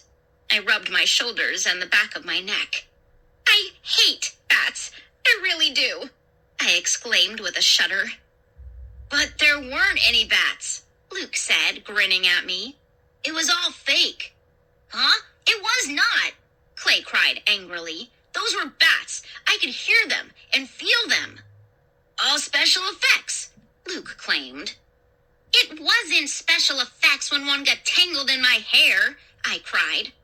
Just thinking about it gave me cold shivers. "Special effects," Luke repeated. "Really excellent special effects. I was almost scared too." "Almost?" I cried. I walked over, grabbed him, and pretended to wring his neck. "Almost? I heard you screaming your head off, Luke." He pulled out of my grasp, laughing. "I knew it wasn't real. I was just screaming like that to scare you." What a liar. I really didn't believe my brother.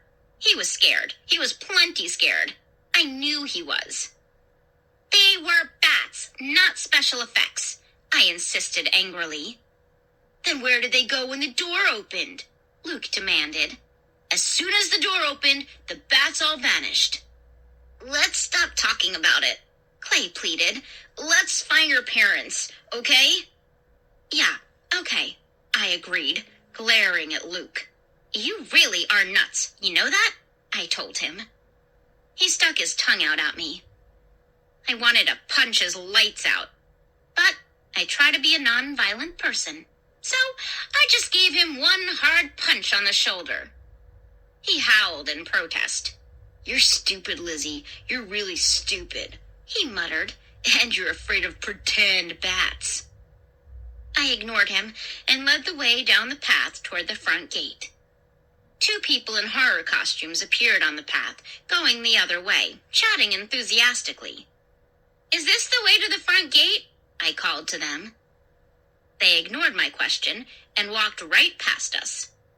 "Hey!" I called to them. But they both kept jabbering away and didn't even seem to see or hear me. The sun beamed down on us.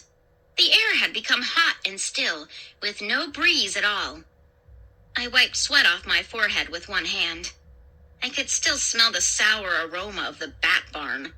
The odor was on my hands, on my clothes. I saw 4 teenagers in bathing suits, 2 boys and 2 girls, hurrying over the grass toward a large brown pond. A sign came into view near the shore. It read, "Alligator Pond. Feel free to swim here." Luke laughed. "Are those guys crazy?"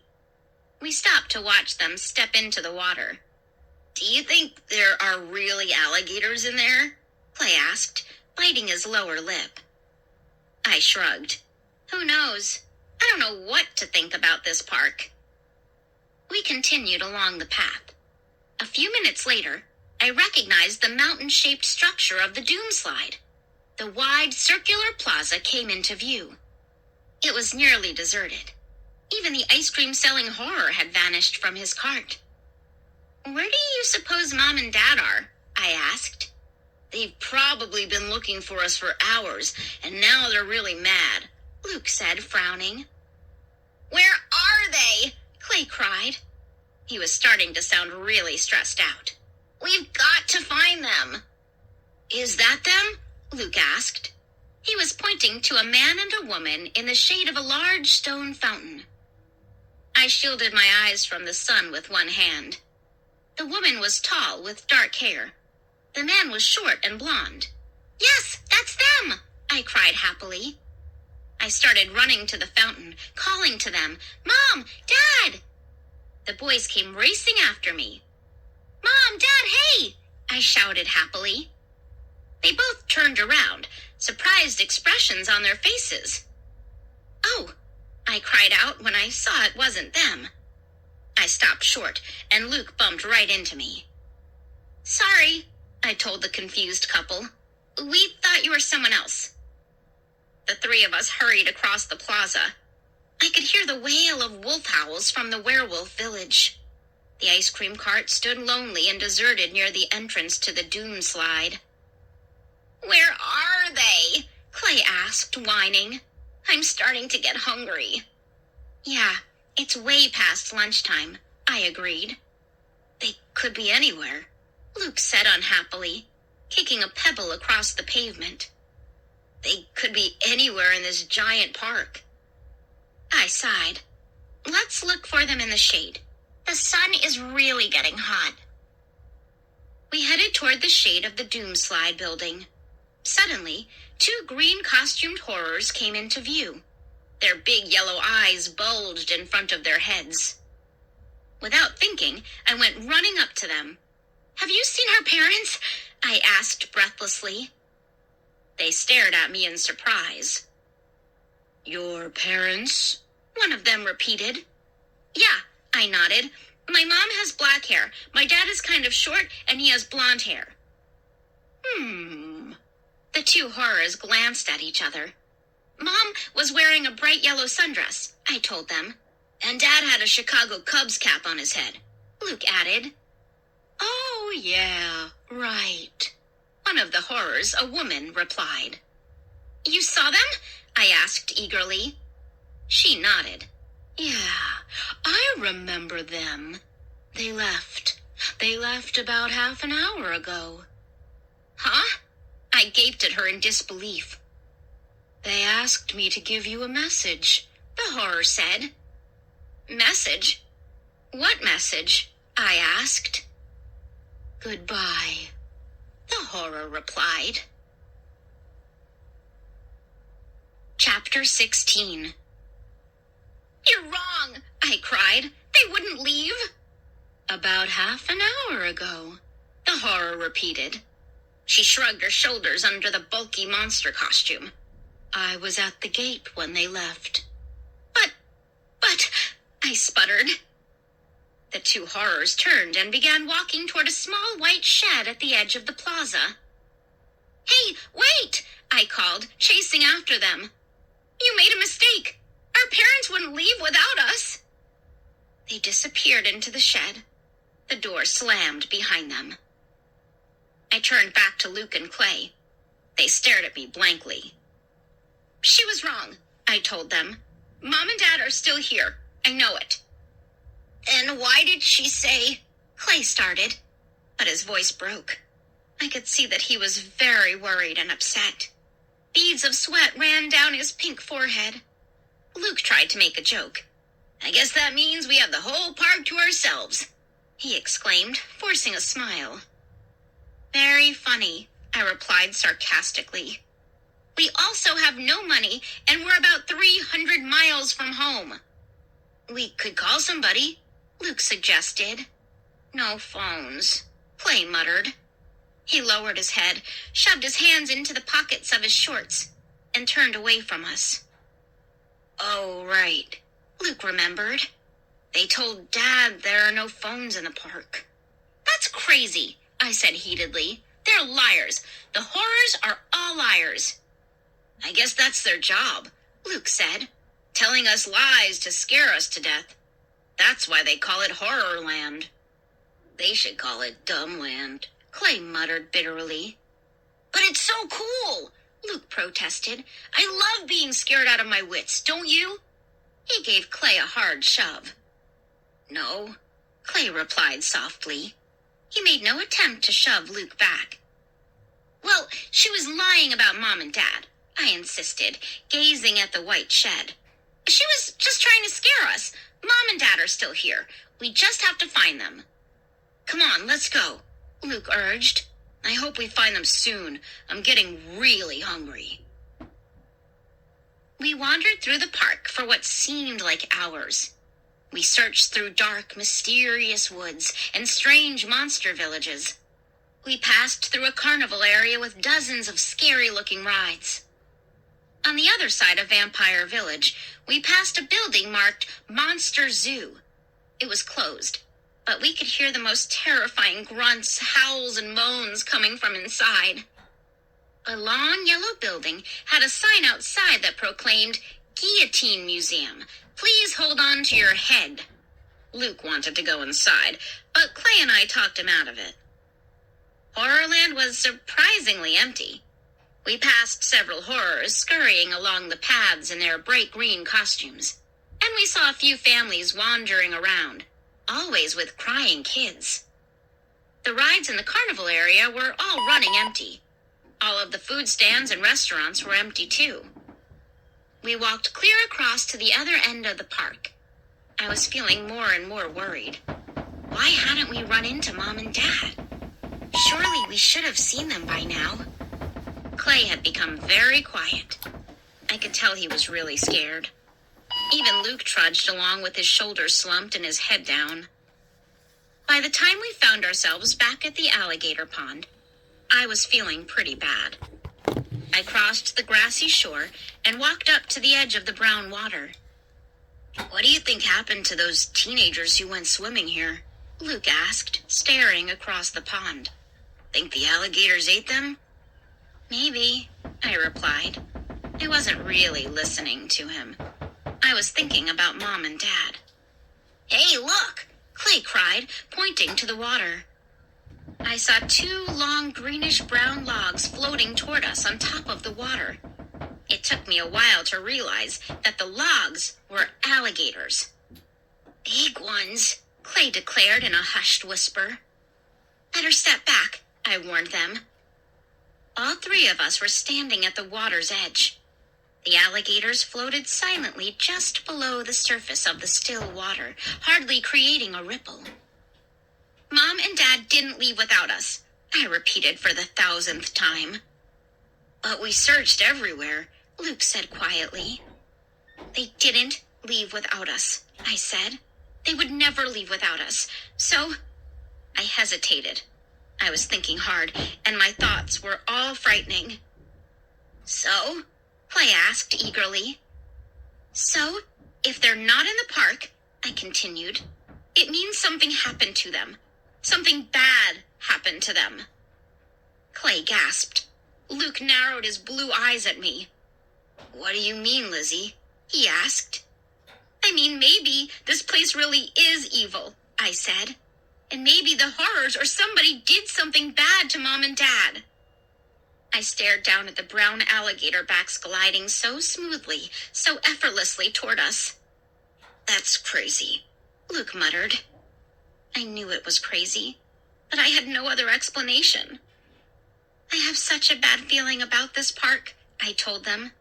A real bad feeling. And as I said that, I felt strong hands grab me from behind and push me into the alligator pond.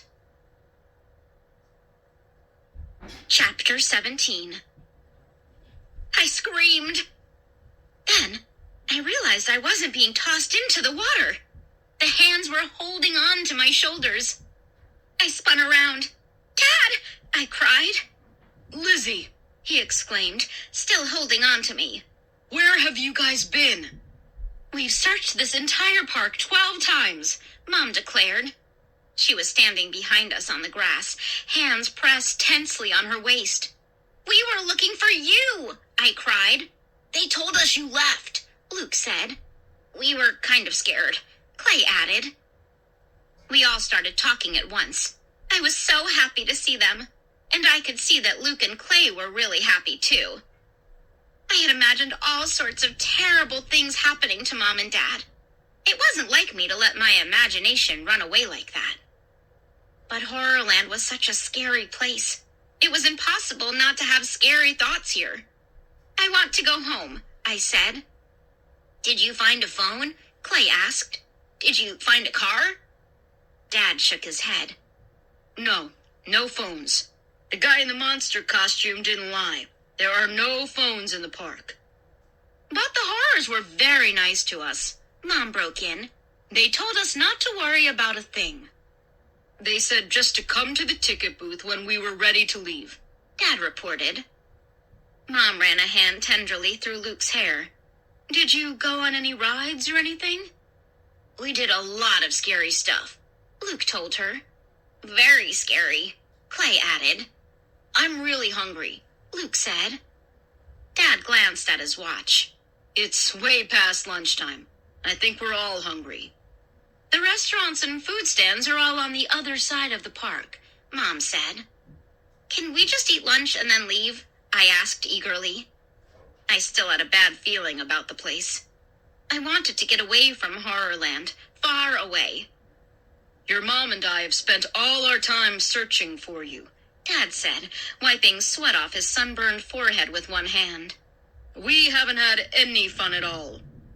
We should all at least go on one ride together before we leave, Mom said. I just want to go, I urged. I really do. Lizzie, that's not like you, Mom scolded. She's scared, Luke told them. She's a chicken.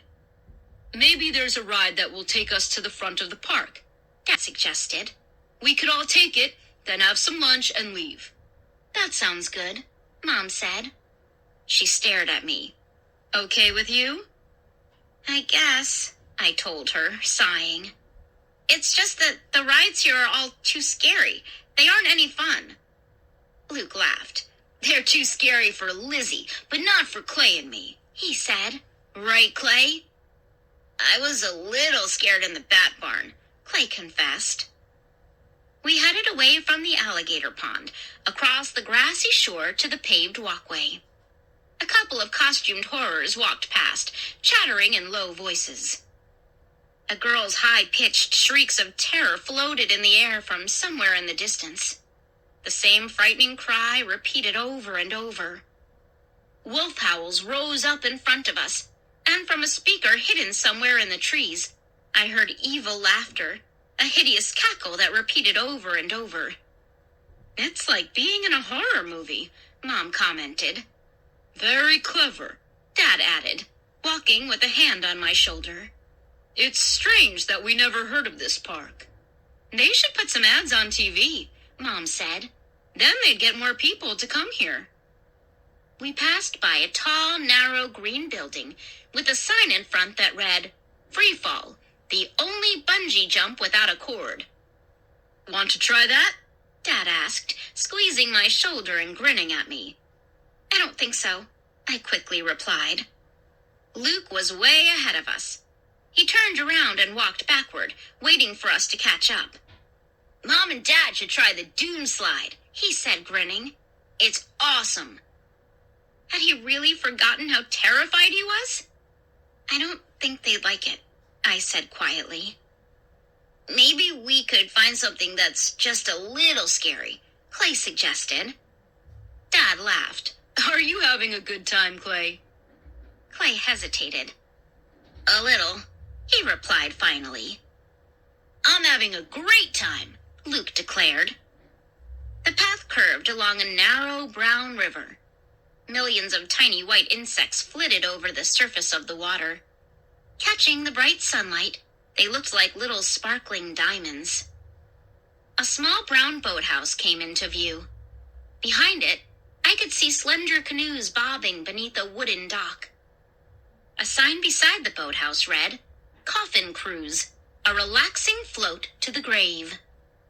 This might be fun, Mom said, her eyes on the small boats. I think the river flows toward the front of the park, Dad said. Let's take it. Luke cheered and went running to the dock. I lingered behind the others. When I finally stepped out onto the dock, it took me a while to realize that the objects bobbing in the brown water weren't canoes. They were coffins. They were made of black, polished wood. The lids were pulled back, revealing red satin interiors. Each coffin was big enough for one person. I felt a cold chill run down my back. We're really going to climb into coffins? I asked. They look comfy, Mom said, smiling at me. The water is flat and gentle, Lizzie. It won't be a scary ride. Me first, Luke cried, running to the end of the wooden dock. Two costumed horrors appeared to help us into the coffins. Lie back. Enjoy the ride, one of them said. It will be your last, the other horror added with a low chuckle. When we were all inside coffins, the horrors untied them and gave us a hard push away from the dock. Here I am, I thought, lying in my coffin. Here we all are, my entire family on our backs in our coffins. The coffin floated gently, bobbing in the water. I stared up at the bright blue sky.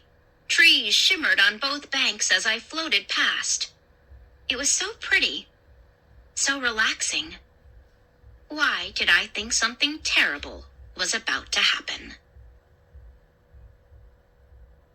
Chapter 18. Lying on my back, I couldn't see the others over the coffin sides, but I could hear the splash of their coffins around mine. This is nice, Mom said. Very relaxing. It's boring, Luke declared from up ahead of me. Where's the scary part?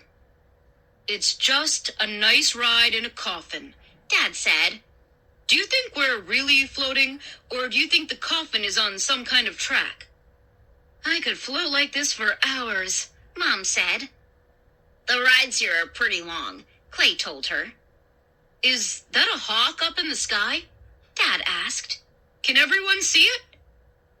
Shielding my eyes from the sun with one hand, I searched the sky. Directly above, a dark shadow hovered high in the sky, a little bigger than a dot. It's not a hawk. I'll bet it's a vulture, Luke declared. It sees the coffins and it's waiting to eat our flesh. He laughed. Luke, where do you get these hideous ideas? Mom demanded. Maybe Luke should live in Horrorland, Dad exclaimed. We could get him one of those green monster costumes and he'd fit right in perfectly. He doesn't need a costume, I joked. I was starting to feel a little better. The ride was gentle and relaxing, and I figured nothing terrible could happen with my whole family around. I settled back on the coffin bottom, my hands resting at my sides, and stared up dreamily at the bird circling high in the clear sky. The coffin bobbed gently, making soft splashing sounds. So pleasant, so quiet. And then, before I could utter a sound, the coffin lid slammed shut over me, and I was trapped in total darkness. Chapter 19. Hey! I shouted. My voice was muffled by the heavy lid over me. I could hear the dull thud of the other coffin lid slamming shut. Hey! Let me out! I pushed against the lid with both hands, but it wouldn't budge. I took a deep breath and tried again. This time, I pushed with my hands and my feet. The heavy lid still didn't move. My heart was pounding so hard, I thought my chest would explode. The air inside the closed coffin was already getting hot and stuffy. Open up! Open up! I screamed. I tried pushing the lid again. I could hear Clay's muffled cries in the coffin next to mine. The poor guy was screaming his head off. I let out a loud groan as I pushed up with all my strength. The lid wouldn't give an inch. Calm down, Lizzie. Calm down, I instructed myself. It's just a stupid ride. The coffin lid will open any second. Breathing hard, I waited. I counted to 10. I counted to 10 again.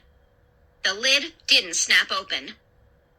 I tried shutting my eyes and counting to 50. When I reach 50, I told myself, I'll open my eyes and the lid will be open. 22, 23, 24. I counted out loud. My voice sounded tiny and choked. It was getting hard to breathe. The air began to feel really stale. I stopped counting at 25 and opened my eyes. The lid hadn't popped open. It's so hot in here, I thought. The sun is beating down on the lid. There's no air, and I'm going to fry. I tried to scream, but no sound came out. I gasped for air. Outside, I could hear muffled shouts and cries.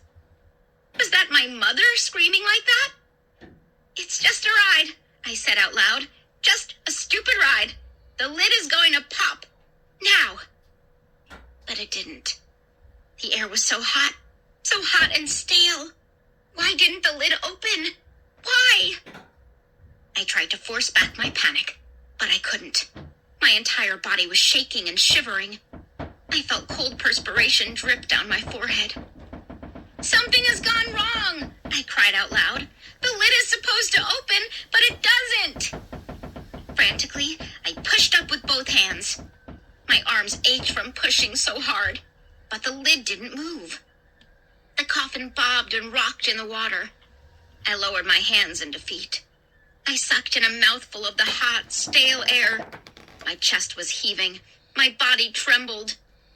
And then, I felt my legs start to itch. A tingly feeling down near my ankles. Moving up my legs. An itchy, crawly feeling. Something was crawling slowly up my legs. Something small and prickly.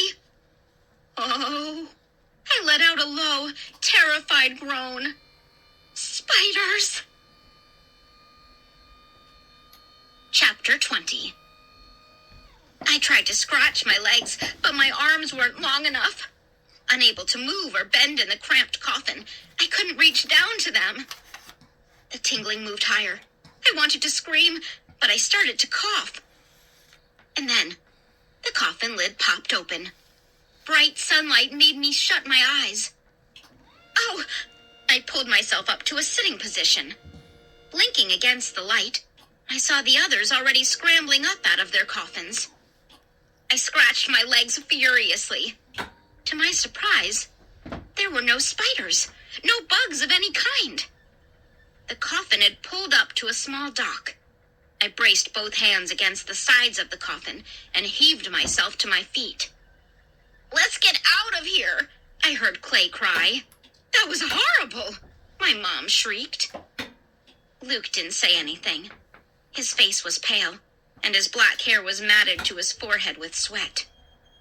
They really went too far, Dad said angrily. "I'm going to complain." "Let's just go," Mom told him. We all scrambled onto the dock. I helped pull Clay up, then I took several deep breaths of fresh air.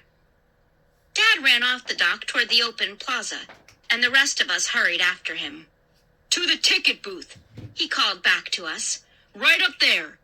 He pointed. The coffin ride had taken us to the front of the park. I could see the front gate and the row of green ticket booths to the right. "That ride was really gross," Clay said, shaking his head. "My legs got all itchy. I thought it was ants," Luke declared. "I thought it was spiders," I told him. "I wonder how they did that," Luke said thoughtfully. "I don't care," I replied.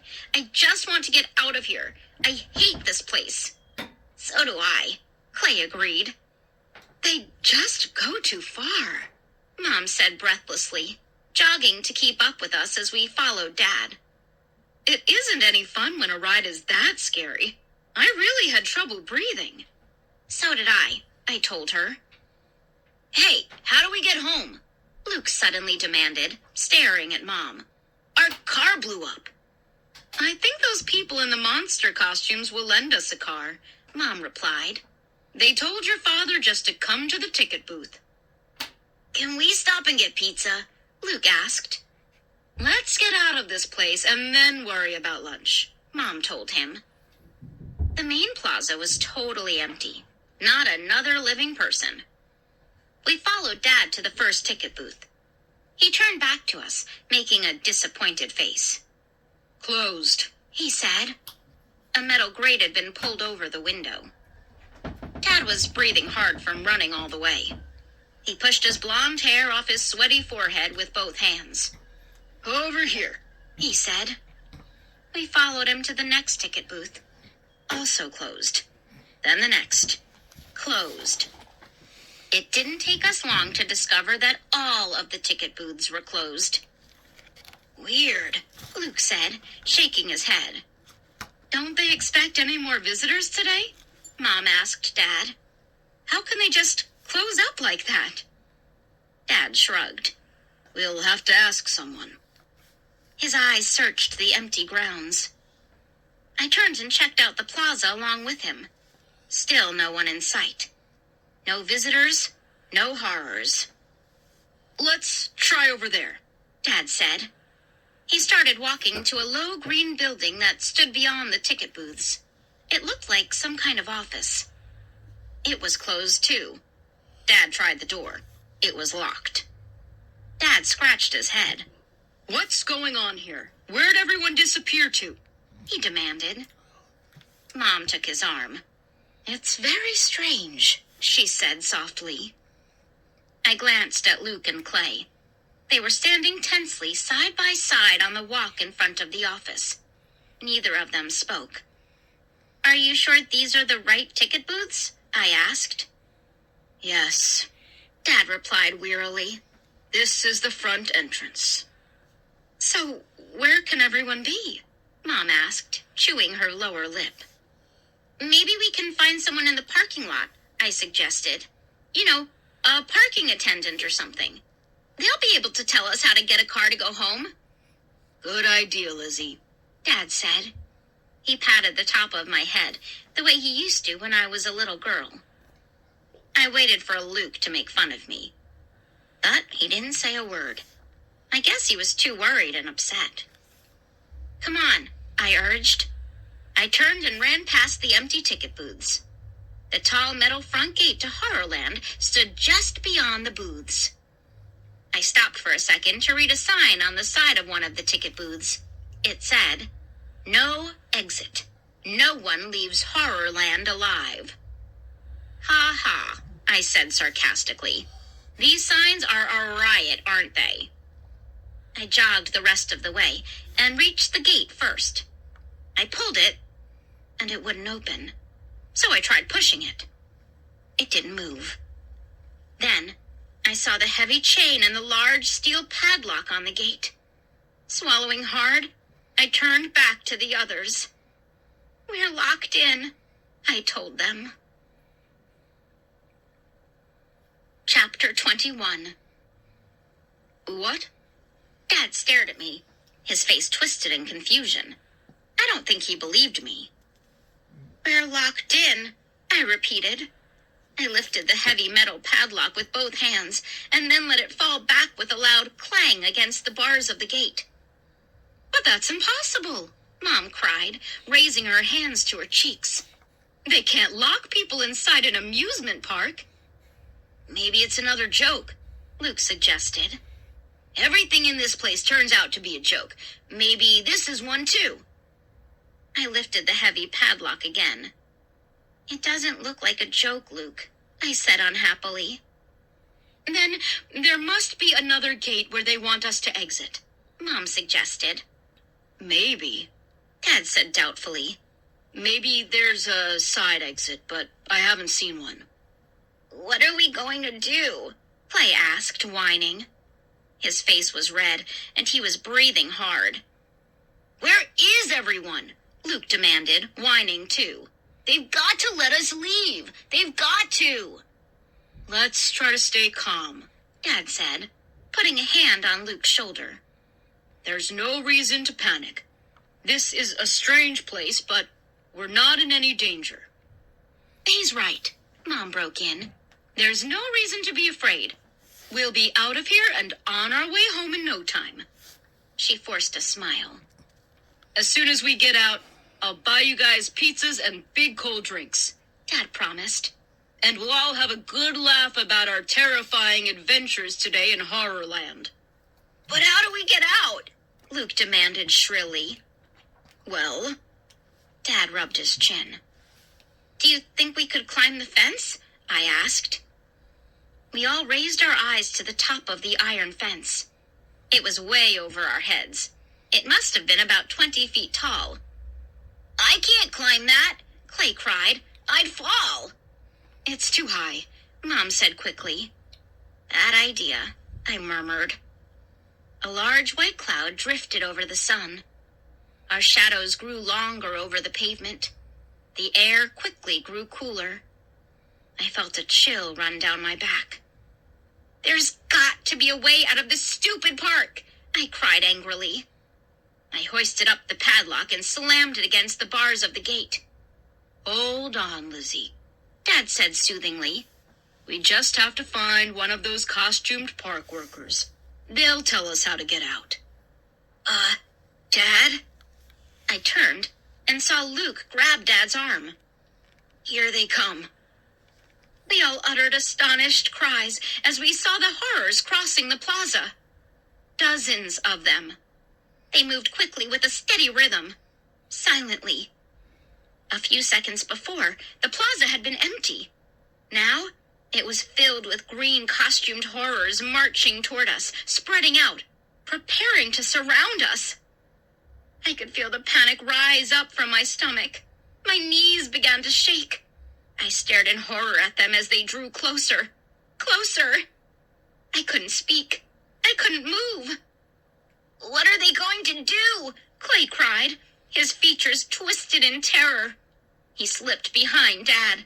What are they going to do to us? He cried. Chapter 22. We huddled together as the horrors marched silently toward us. The only sound was the soft thud of their monster feet on the pavement and their long purple tails dragging on the ground. There are hundreds of them, Mom murmured. She grabbed Dad's arm with one hand. She slipped her other arm around my shoulders and pulled me closer. We had our backs against the iron fence. We stared helplessly at the grinning green faces, the bulging yellow eyes, which appeared to be laughing cruelly at us. Finally, they stopped a few feet in front of us. The plaza was still and silent, terrifyingly silent. The sun was still hidden behind the big cloud. 2 large blackbirds swooped low in the gray sky. We stared at the horrors, and they stared back at us. I swallowed hard, leaning against my mother. I could feel her entire body trembling. I took a deep breath and then cried out, "What do you want?" The sound of my own voice startled me. One of the horrors, a young woman, stepped forward. Frightened, I tried to back up, but my back was already pressing against the fence. "What do you want?" I repeated in a trembling voice. The costumed horror stared at us one by one. "I want to thank you," she said in a cheery voice. "Huh?" I uttered. "I'm the Horrorland MC. We all want to thank you for being our guests today." She flashed us a warm smile. "You mean we can go?" Luke demanded, half hidden behind my dad. "Of course," the horror said, grinning warmly. "But first, we all want to thank you for appearing on Horrorland Hidden Camera." The dozens of horrors behind her broke into applause and loud cheers. "Huh? You mean this is some kind of show?" Dad demanded, frowning. "See the cameras?" the MC asked. She gestured up 2 tall poles in the plaza. Raising my eyes to the top, I saw 2 TV cameras. "You mean we were on TV?" Luke cried. "Since the moment you arrived," the MC replied. "Our hidden cameras followed you everywhere.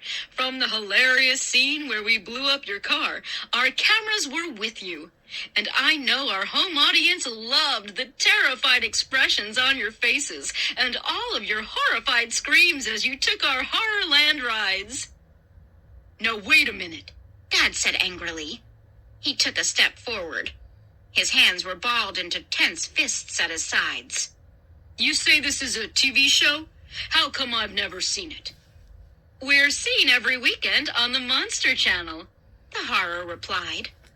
"Oh," Dad replied quickly, lowering his eyes. "We don't have cable."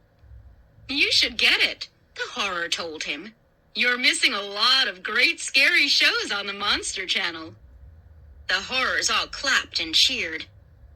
"Well, you've been very good sports," the MC continued, her yellow eyes bouncing in front of her head as she talked.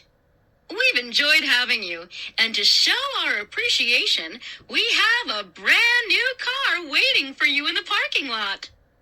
More cheers and applause from the horrors. "A new car? Excellent!" Luke exclaimed. "Does that mean we can leave?" Clay asked timidly. The horror nodded. Yes, it's time for you to leave. The real exit is right over there, through that doorway. She pointed to a tall green building near the end of the fence. I saw a yellow door on the side. Take the yellow door, the horror instructed. And thanks again for appearing on Horrorland Hidden Camera. As all the horrors clapped their big green hands, we stepped away from the fence and hurried toward the exit. I can't believe we were on TV the whole time, Mom declared. And we're getting a new car, Luke exclaimed happily. He started jumping up and down. Then he leaped onto Clay's back, nearly knocking him over.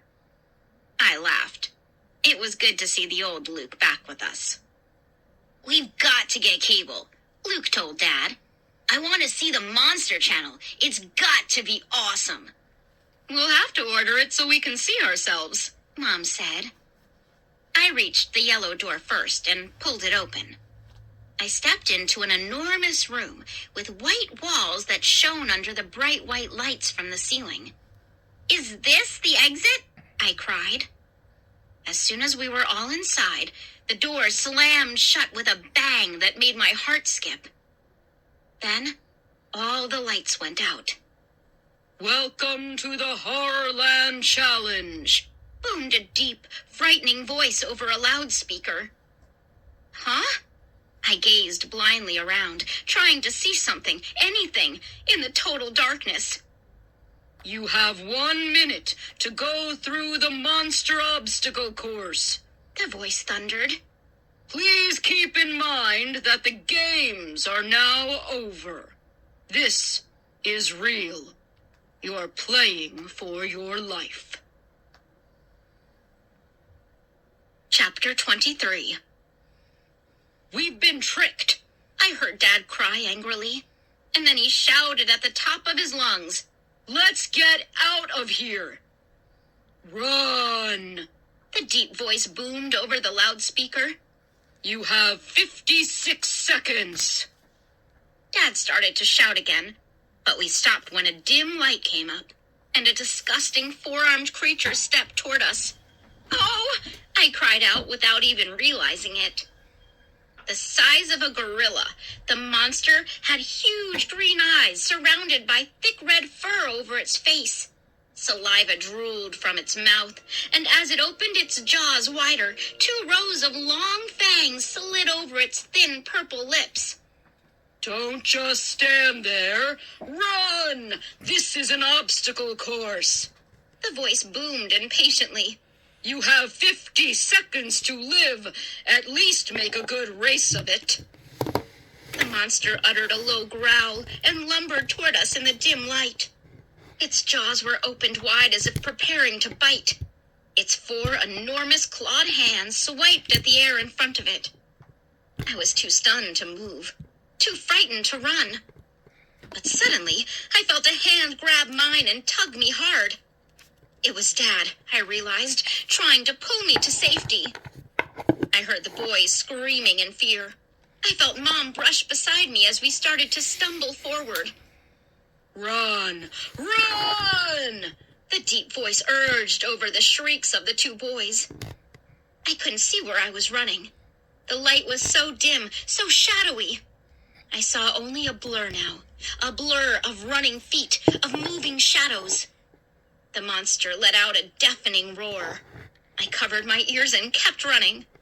Its 4 clawed hands swiped at Dad, missed. We hurtled past it, only to face 2 giant birds, at least 10 feet tall. They looked like cranes. They squawked and flapped their enormous wings. It sounded like canvas tents flapping in a strong wind. Oh, help! Was that me shrieking like that? Was I really being wrapped in their hot, flapping wings? Smothered? Choked? No, please! How did I break away? Was I being chased now by 6 growling, pig-like creatures with sharp, pointed teeth curling from their twisted mouths? The screams and terrified shrieks of my family rose over the beating birds' wings, the monstrous growls and grunts. I heard Dad cry out. and in the dim light, I saw him struggling to free himself from the four-armed creature. "No!" I screamed as I felt something warm wrap around my ankle. "A fur-covered snake!" I screamed again and kicked wildly, sending it flying into the darkness. But before I could move away, another furry snake spun around my leg, tightening quickly. I bent and pulled at it as it hissed in protest. I tossed it aside. "Run! Run!" the voice on the loudspeaker boomed. 20 seconds to live!" More monsters loomed in front of us. Disgusting, yellow lizard-like creatures with dark, flicking tongues like bullwhips. A hopping furry ball that roared as it hopped, sharp teeth poking out of 3 mouths. Hissing snakes, enormous buzzing insects with glowing red eyes, more grunting pig monsters. Then, a giant bear-like creature came at us on 2 legs. It tossed its dark, round head back and laughed like a hyena as its paws punched the air. "Help me!" I heard Luke shriek. And then I saw him disappear, wrapped inside the beating wings of one of the giant birds. The bird cawed in triumph as its wings tightened around my brother. 10 seconds! The voice boomed. "No!" I cried. I lunged toward the bird, grasped the beating wing, and pulled it open. Luke slid out, and we both began to run. Monsters growled and flapped and grunted and roared. "Are we going to make it?" Luke asked in a tiny voice. I didn't have a chance to answer. 2 powerful paws grabbed me around the waist, hoisted me high in the air, then slammed me to the floor. I landed hard on my stomach. My forehead hit the floor. Dizzy and hurt, I looked up in time to see an enormous elephant-like creature about to flatten me with its huge, furry back foot. I'm not going to make it, I realized. I'm not going to make it. Chapter 24. The enormous flat foot lowered over me slowly, steadily. The monster was taking its time. It all seemed to be happening in slow motion. I wanted to move. I wanted to roll out from under it. But the fall had taken my breath away. I lay there, gasping, watching the monster foot coming down to crush me. Oh! I couldn't catch my breath. I couldn't squirm away. I could feel the heat of the monster foot. I could smell its putrid sweat. The foot pressed down on my stomach. I shut my eyes and waited for the pain. The jarring blast of a buzzer made my eyes shoot open. The monster raised its heavy foot from my body. The floor shook under its weight as it began to lumber away. Am I alive? I wondered. Or am I only dreaming that I'm still alive? Is that creature really leaving without crushing me? The buzzer echoed in my ear. Then it abruptly stopped. The loudspeaker crackled on. Time's up, a woman's voice said. The voice of the Horrorland MC, who had led us to this terrifying obstacle course. Time is up. What a thrilling race, she gushed. I groaned and started to pull myself up. In the dim light, I saw that all of the monsters had vanished. That was a tough battle, the MC continued over the loudspeaker. Do we have any survivors? Yes, we do, the deep booming voice replied. How many survivors do we have in there? The woman asked. 3, the booming voice replied. 3 survivors out of 5. Chapter 25. A cold chill ran down my body. I opened my mouth in a silent cry of shock and leaped to my feet. 3 out of 5. Did that mean that 2 of us were dead? My chest still ached. My knees were trembling. I squinted into the dim light, searching desperately for the others. Halfway across the room, I saw Luke and Clay. They were huddled together, walking as if in a daze toward the far wall. "Hey," I tried to call to them, but my voice came out a choked whisper. "Where were Mom and Dad? Were they both killed by the monsters?" 3 out of 5. 3 out of 5. No! I finally found my voice and let out a horrified wail that echoed off the walls. Excuse me, a slight mistake. The deep voice boomed. Make that 5 out of 5 survivors. 5 out of 5, the Horrorland MC exclaimed.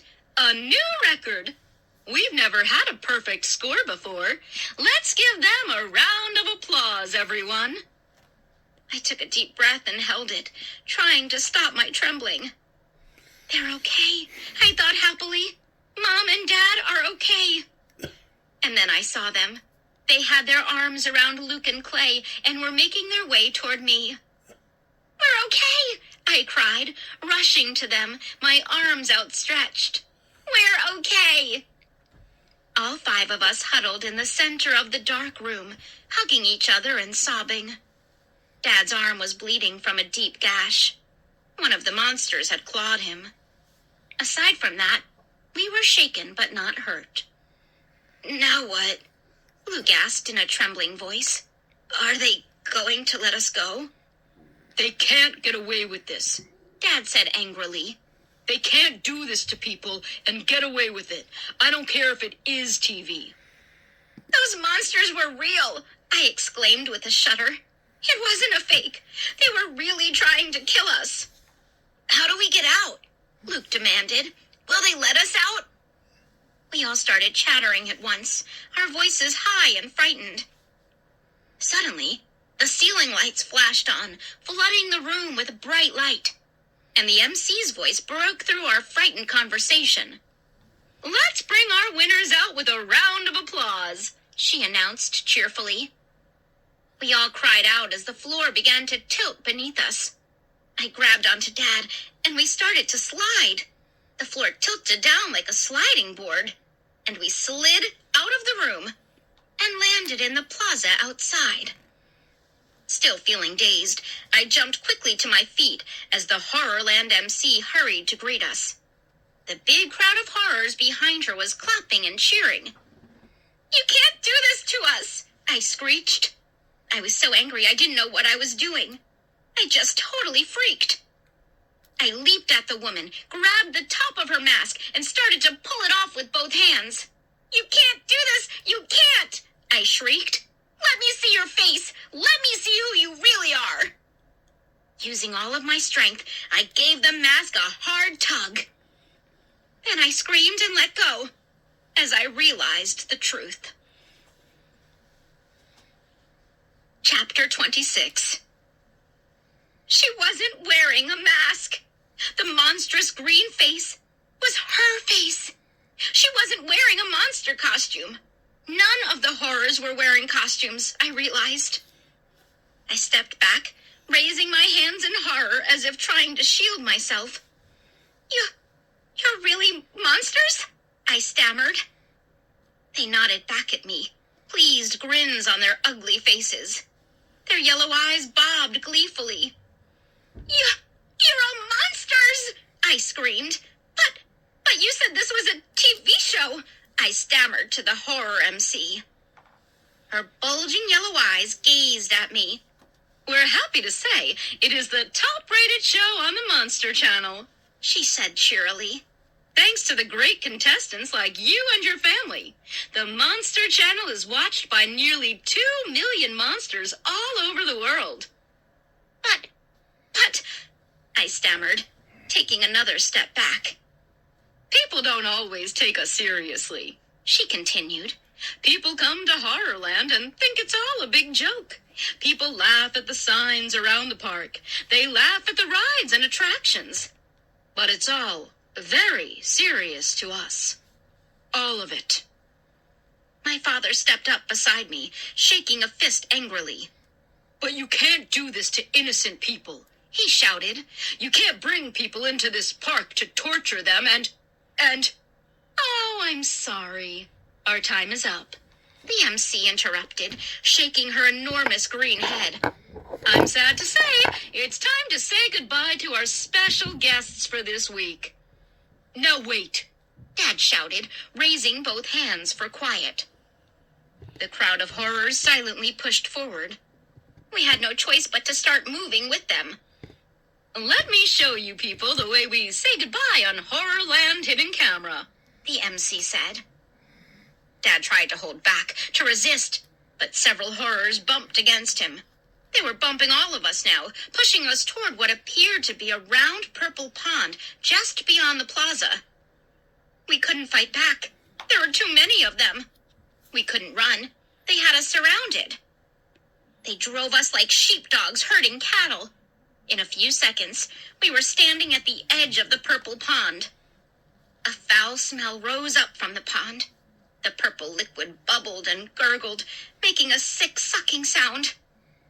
Let us go! Luke cried shrilly. We want to go home! The Horrorland MC ignored his frantic pleas and stepped to the edge of the gurgling pond. Saying goodbye is always sad, she said.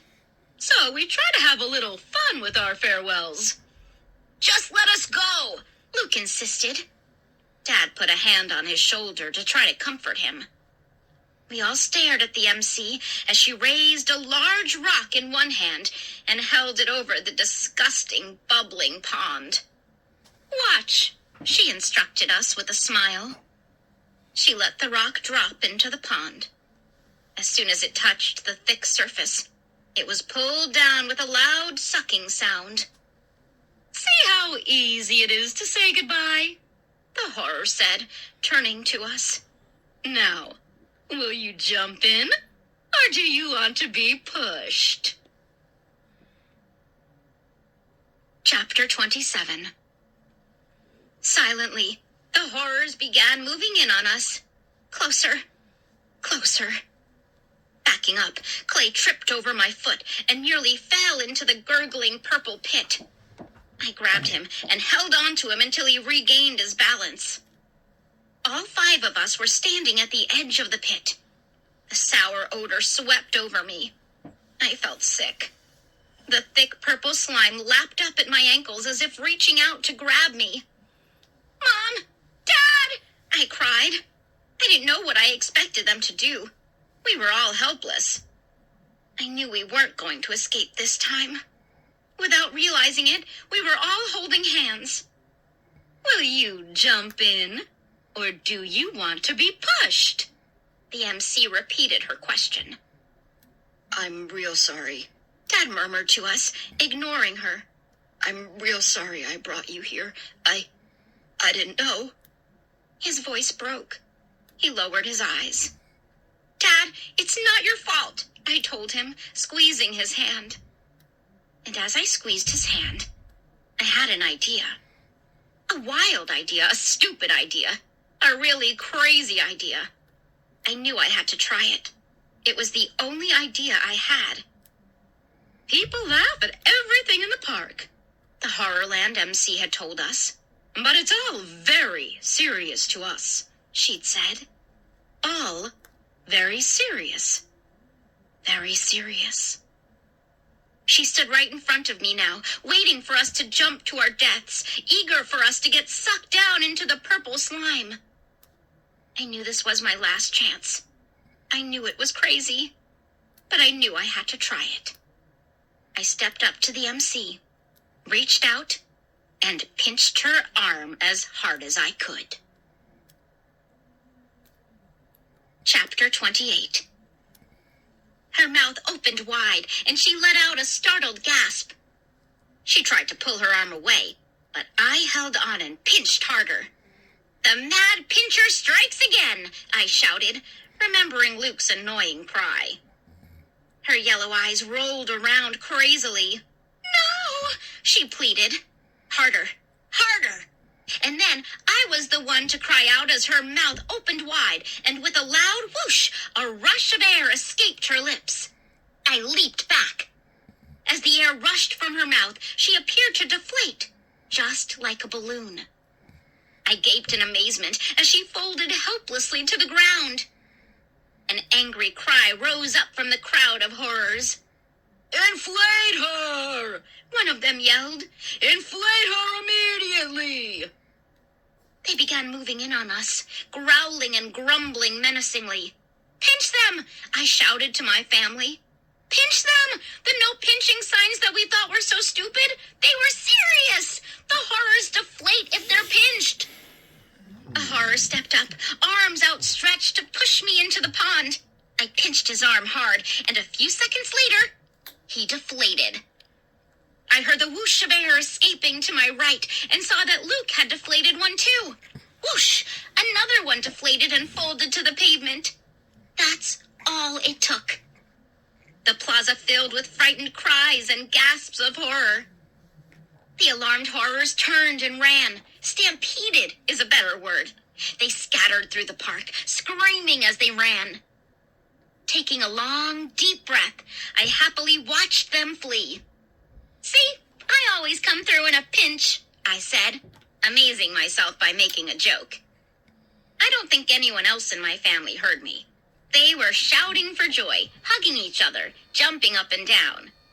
Let's get out of here, I shouted. I started running toward the front gate. The others followed close behind. The gate was open now. I guess the horrors had opened it, figuring the only place we were heading was to the bottom of the purple pond. Without looking back, we ran out into the empty parking lot and stopped. No car, I murmured. In all the excitement, I had forgotten that our car had been blown up. I let out a weary sigh. I felt as if I were deflating, just like the horrors. Now what? I asked, staring across the enormous flat parking lot. It's too far to walk, Luke wailed. How do we get out of here? The buses, Mom cried, pointing. I turned my eyes to the row of purple and green buses parked on the side of the lot. They glowed under the bright afternoon sun. Yeah, Dad cried excitedly. maybe we can start one up and get away from here. We started jogging over the pavement to the buses. Cross your fingers. Dad called, leading the way. Maybe they leave the keys in them. It's our only chance. Hurry! Luke shouted suddenly. They're coming! My heart leaped in my chest. I turned back toward the gate. Sure enough, the horrors were pouring out of the park, chasing after us. Give up! You cannot escape! One of them screamed. No one ever escapes! Another horror shouted. Hurry! Luke cried. Hurry! They're going to catch us! Chapter 29. With the horrors close behind, shouting and threatening us, we ran full speed toward the row of buses. My heart was pounding almost as loud as my sneakers against the pavement. My throat ached, and I had a sharp pain in my side, but I kept running. You cannot escape! Stop now! Give up! The angry cries of the horrors sounded even closer, but I didn't turn back to see if they were catching up. The door to the first bus was open. Dad got there first and scrambled up the steps and inside. Mom stepped in, followed by the two boys. I pulled myself inside, and the bus door slid shut behind me. Dad, the keys! I choked out. Yes, they're here! He cried happily. Hold on, we're getting away. The engine coughed, then started up with a roar. Dad lowered his foot on the gas pedal, and the bus shot forward. I stumbled down the aisle and fell into a seat behind Luke and Clay. Hurry, they're coming! They're coming! Luke and Clay were screaming in unison. I could hear the angry shouts of the horrors through the closed bus windows. We're okay. Dad cried, leaning over the big steering wheel. We're okay. We're out of here. Yes! I shouted happily. Yes! We all started to cheer. We kept cheering until we were out of the parking lot and back on the highway. We laughed and celebrated all the way home. The drive took hours and hours, but we didn't care. We were safe. We had escaped. It was night when Dad pulled the bus up our driveway. Home, sweet home, I cried joyfully. We all piled eagerly out of the bus. I took a deep breath and stretched. The air smelled so sweet and fresh. A full moon made the front lawn shine. Then I saw him. It was a horror, and he was clinging to the back of our bus. Oh no, I cried out. What are you doing there? Dad demanded. Did you ride there the whole way home? Luke asked in disbelief. I shrank back as the horror let go of the bus and slid to the ground. His yellow eyes studied us menacingly. He moved toward us quickly. Clay and Luke hid behind Dad. Mom's mouth dropped open in fright. What do you want? I cried. He reached out his green hand. Here, He said, we forgot to give you your free passes for next year.